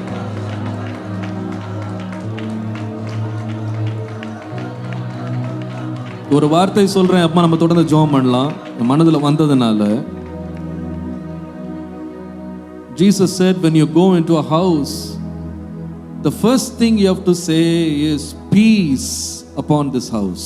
ஆண்டவராய் இயேசு சொன்னார், நீங்கள் ஒரு வீட்டுக்கு போகும் பொழுது முதலாவது அந்த வீட்டுக்கு சமாதானம் உண்டாவதாக என்று வாழ்த்துங்கள். And then he said, அதுக்கு பின்பாக அவர் சொல்கிறார், if the person in the house is worthy, that peace will stay on that house. அந்த வீட்டிலே இருக்கிறவன் சமாதானத்துக்கு பாத்திரம் உள்ளவனாய் இருப்பானானால் இந்த வாழ்த்தானது அங்கே வரும், அந்த சமாதானம் அங்கே தங்கும். But if that man is not worthy, அந்த மனிதன் அந்த சமாதானத்துக்கு பாத்திரமாக இல்லாவிட்டால், that word will come back to you. அந்த வார்த்தையானது திரும்ப உங்களிடத்திலே வந்துவிடும். There is a secret here. இங்கே ஒரு ரகசியம் இருக்கிறது. Some of the blessings in our house, even though God declares over it, is not entering in because we are not worthy. Something is stopping from the word not fulfilling for the reason for which it was sent. தேவனாகிய கர்த்தர் நம்மை நோக்கி வார்த்தைகளை அனுப்பியும் ஆசீர்வாதமான வார்த்தைகளை கூறியும் அந்த வார்த்தைகளுக்கு நாம் பாத்திரம் உள்ளவர்களாக இராதபடினால் ஏதோ ஒரு காரியம் அந்த ஆசீர்வாதம் தங்காதபடி தடுக்கிறதுனாலே அந்த ஆசீர்வாதத்தின் பாத்திரங்களாக நீங்களும் நானும் மாற முடியாமல் இருக்கிறோம். ஆண்டவர்கிட்ட சொல்லுவோம், ஆண்டவரே, என்னை நோக்கி வருகிற வசனம் விருதாவா திரும்பவே கூடாது. அதற்கு என்னை நான் முழுவதும் அர்ப்பணிக்கிறேன். என்னென்ன மாற்றங்கள் என் வாழ்க்கையில வேண்டுமோ சுத்திகரித்து இந்த வசனம் எனக்குள்ளே பூரண கிரியை நிறைவேற்றும்படி என்னை அர்ப்பணிக்கிறேன் ஆண்டவரே. இன்றைக்கு என்னை பலப்படுத்தும், வசனத்தினால் என்னை பலப்படுத்தும். எத்தனை பேர் கெஞ்ச விரும்புறீங்க ஆண்டவர்கிட்ட? கரங்களை உயர்த்தி ஆண்டவர்கிட்ட சொல்லுங்க, ஏசப்பா அந்த வசனம் என்னை பலப்படுத்தட்டும். உம்முடைய வார்த்தை என் வாயிலே பலனுள்ள ஒரு பட்டயம் போல இருக்கட்டும். ஓ ஜீசஸ், ரைட் நவ் ஆண்டவருடைய வல்லமை நம்மேல் இறங்கி வரப்போகிறது. தேவனுடைய வல்லமை நம்மேல் இறங்கும் பொழுது, வசனமானது பெருகும் போது, எவ்விடத்திலேயும் தேவன் சமாதானத்தை கட்டளையிடுவார். ஒரு பெரிய தயவு நம்மேல் இறங்கி வரும். ஒரு பெரிய பெருக்கம் நம்மேல இருக்கும். ஆசீர்வாதத்தின் தடைகள் எல்லாம் அகன்று போகும். சிலருடைய வியாதிப்பட்ட சரீரங்களில் தேவனுடைய வசனம் இறங்கி வந்து சுகம் அளிக்கும். சிலருடைய வீட்டில் உள்ள தரித்திரங்கள் அகன்று போகும். சில கர்ப்பங்கள் இன்றைக்கு திறக்கப்பட போகிறது, இன்றைக்கு திறக்கப்பட போகிறது. ஓ ரபாலா ரபா ஷந்தலரியா, ஒரு பெரிய விடுதலை வரப்போகிறது. கர்த்தருடைய வசனத்தை தடை உண்டாக்குகிற எல்லா அந்தகாரங்களை இயேசுவின் நாமத்தினாலே நான் எடுத்து பாதாளத்திலே தள்ளுகிறேன். அது எனக்கு வேண்டாம், வேண்டாம் ஆண்டவரே. என் வாழ்க்கையை பரிசுத்தப்படுத்தும், என் வாழ்க்கையை தகுதி உள்ளவதாய் மாற்றும் ஐயா. உடைய வசனம் கிரியை செய்ய முடியாதபடி, அதுல வல்லமை பிரவாகிக்க முடியாதபடி தடுத்து நிறுத்துகிற எல்லா அணைகளை இயேசுவின் நாமத்தினாலே உடை தெரிகிறேன், உடை தெரிகிறேன். Thank you, thank you, thank you Jesus, thank you, thank you. ஆண்டவரை ஸ்தோத்திரம் பண்ணுங்க. இப்பொழுதே கட்டுகள் உடைந்து எல்லா தடைகளும் அருந்து விழுகிறது இயேசுவின் நாமத்தினாலே. இருதயங்கள் கர்த்தரண்டை திரும்புகிறது, இருதயங்கள் கர்த்தரண்டை திரும்புகிறது, இருதயங்கள் கர்த்தரண்டை திரும்புகிறது. மாமிசங்கள் எல்லாம் அற்று போய், ஓ ரபால ரபா ஷந்தலரியா, ஆவியினாலே மாம்சத்தின் கிரியைகள் எல்லாம் அழிந்து போகிறது, அழிந்து போகிறது. ஓ ரியாலா ரபா ஷந்தலா, ஒரு பெரிய அக்கினி இறங்கி வருகிறது. இந்த கால அக்கினி இறங்கி வருகிறது. தேவனுடைய மகிமை இறங்கி வருகிறது. ஒரு பெரிய விடுதலை, ஒரு பெரிய விடுதலை. கர்த்தருடைய வார்த்தை உங்கள் வீடுகளை சந்திக்கிறது, உங்கள் வாழ்க்கைகளை சந்திக்கிறது, நம்முடைய குடும்பங்களை சந்திக்கிறது, நம்முடைய சரீரங்களை தொடுகிறது. இயேசுவின் நாமத்தினாலே ஒரு பெரிய உயிர் மீட்சி. S Jesus, yes Jesus, yes Lord, yes, you're going to do it today. We believe it in Jesus name. எங்கள் வஸ்திரங்களை அல்ல, இருதயங்களை கிழித்து கொண்டு உம்மிடத்தில் திரும்புகிறோம். Jesus, amen. Jesus. இப்போ ரெண்டாவது ஜெபம். எத்தனை பேரோட கர்த்தர் பேசுறான்னு நினைக்கிறீங்க இந்த காலையில்? இப்பொழுது ஒரு சபையாக ஒரு தீர்மானம் எடுப்போம். கவனிங்கம்மா, ஒரு சபையாக ஒரு தீர்மானம் எடுப்போம். இயேசுவை போல பலனை என் மேல் கொண்டு வருகிற ஜெப ஆவி என் மேல இறங்கட்டும். ஜெப ஆவி கர்த்தர் இதை ஒரு ஏன் இதை இன்றைக்கு என் கையில இந்த வசனத்தை கொடுத்தாரு எனக்கு தெரியாது. ஆனா கர்த்தர் ஒரு மாற்றத்தை இந்த சபையில நம்முடைய சபையில உண்டாக்க போறாரு. 4 வார்த்தை. தனி ஜெபம். என்ன ஜெபம்? நான் என்னை அர்ப்பணிக்கிறேன். தினந்தோறும் தனி ஜெபத்திற்கு என்னை அர்ப்பணிக்கிறேன்.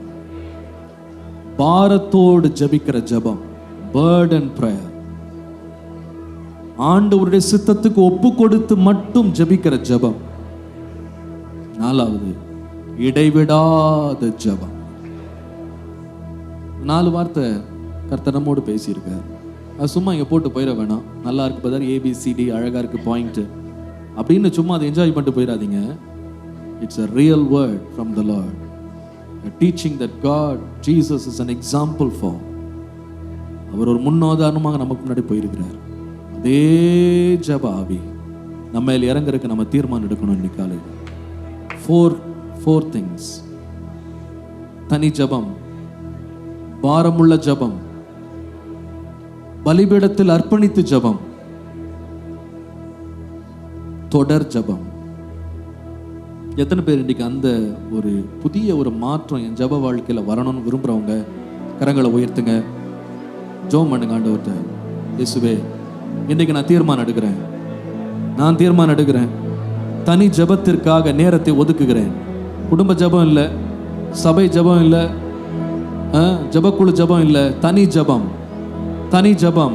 வாயை திறந்து சொல்லுங்க, ஏசப்பா நான் இன்னைக்கு தீர்மானம் எடுக்கிறேன், இந்த சபையில் கரங்களை உயர்த்தி நான் அர்ப்பணிக்கிறேன். தனி ஜபத்தை என் வாழ்க்கையில் இழந்துட்டேன் ஆண்டவரே. தனியாக நான் ஜபம் பண்ணி எத்தனையோ வருஷம் ஆச்சு, எத்தனையோ வாரம் ஆச்சு, மாதம் ஆச்சு, நான் ஜபிக்கிறது இல்லை. நிறைய ஊழியம் செய்கிறேன், நிறைய அங்கங்கே சுற்றுறேன், என்னென்னமோ செஞ்சிட்டு இருக்கேன். தனி ஜபம் இல்லை என் லைஃப்பில். தனியாக வீட்டு அறையில் போய் தனியாக உட்காந்து ஜெபம் பண்ணுற ஜபம் இல்லை. இன்றைக்கு எனக்கு அந்த ஜப ஆவியை தாரும் ஆண்டவரே. சத்தத்தை உயர்த்தி ஜெபம் பண்ணுங்க ஆண்டவர்கிட்ட. அந்த ஜப ஆவியை தாருன்னு சொல்லுங்க. இப்பொழுது ஆண்டவர் அபிஷேகத்தை நம்ம மேலே இறக்குவார். நம்ம ஜப வீரர்களை கர்த்தர் மாற்றுவார். ஓ ஜீசஸ். ஒவ்வொரு சின்ன பிள்ளையும் கூட வீட்டில் ஜெபம் பண்ணணும். தனித்தனியா தனித்தனியா தனித்தனியா தனித்தனியா தனித்தனியா ஜெபம் பண்ணணும். தனித்தனியா, கூட்டமா இல்லை, குடும்பமா இல்லை, தனி ஜபம். பிதாவோடு தனியா பேசணும், தனியா பேசணும். விரும்புறீங்களா? எத்தனை பேர் வாஞ்சிக்கிறீங்க? விரும்புறவங்க நல்ல சத்தத்தை உயர்த்தி ஆண்டவரை பார்த்து சொல்லுங்க, இயேசுவே எனக்கு அந்த அபிஷேகத்தை தாரும், அந்த ஜபாவி என் மேல ஊற்றும் ஆண்டவரே. இன்றைக்கு ஊற்றும் ஐயா. உம்மை போல நான் ஜபிக்கணும், உம்மை போல நான் பலப்படுத்தப்படணும், உம்மை போல பிசாசுக்கு எதிர்த்து நிற்கணும், உம்மை போல நான் சத்துருவை நான் ஜெயிக்கணும், உம்மை போல மரண பரியந்தம் கீழ்ப்படியணும். அந்த தனி ஜபத்தை எனக்கு தாரும் ஐயா. ஓ ரபாலா ரபா ஷபதுல பௌரியா. எல்லாரும் ஆண்டவரை நோக்கி நம்ம ஜெபம் பண்ணுவோம். தனி ஜபம், பாரமுள்ள ஜபம், அர்ப்பணிக்கிற ஜபம். ஹல்லேலூயா. ஓ தொடர் ஜபம், விடா ஜபம். ஹல்லேலூயா. ஓ ரபாலா ரபா ஷபதுல பௌரியா.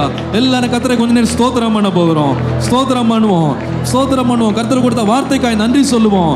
கர்த்தர் வார்த்தை அனுப்பினவர் நிச்சயமாக இதை நிறைவேற்றுவார். நற்கிரியை துவங்கின தேவன் அதை கிறிஸ்துவின் நாள் பரியந்தம் அதை பூரணப்படுத்த உண்மை உள்ளவராக இருக்கிறார்.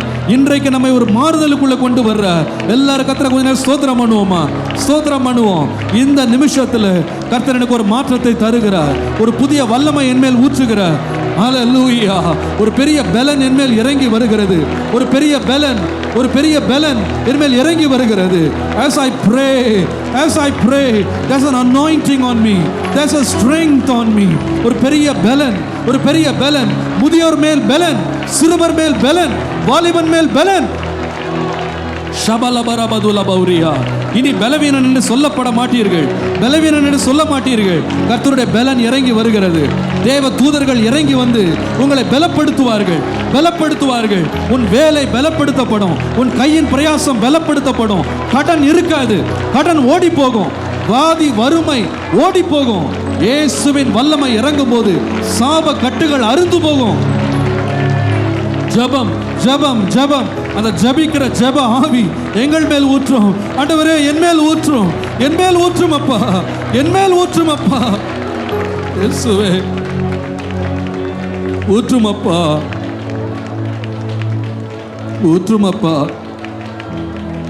Thank you Jesus, thank you Jesus.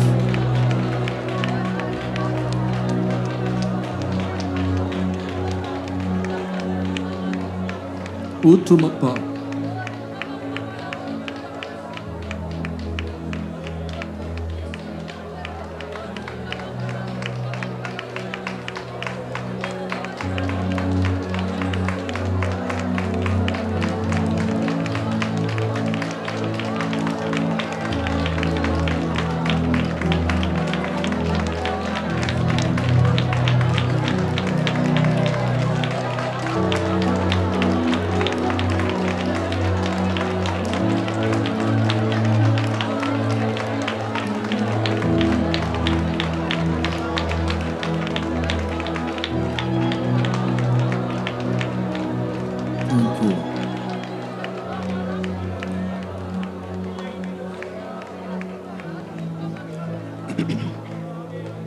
எல்லாவற்றையும் செய்ய பலனை தருகிற நம்முடைய வல்லமை உள்ள வார்த்தையும் பலப்படுத்தும் ஜெபமும் எங்கள் வாழ்க்கையில் வளரும்படி எங்களை அர்ப்பணிக்கிறோம், துளிர்விடும்படி அர்ப்பணிக்கிறோம். இன்று முதல் பலவீனன் என்று நாங்கள் சொல்லாமல் பலவான்கள் என்று சொல்லத்தக்கதாக நம்முடைய கிருபை எங்கள் மேல் ஊற்றும் அப்பா.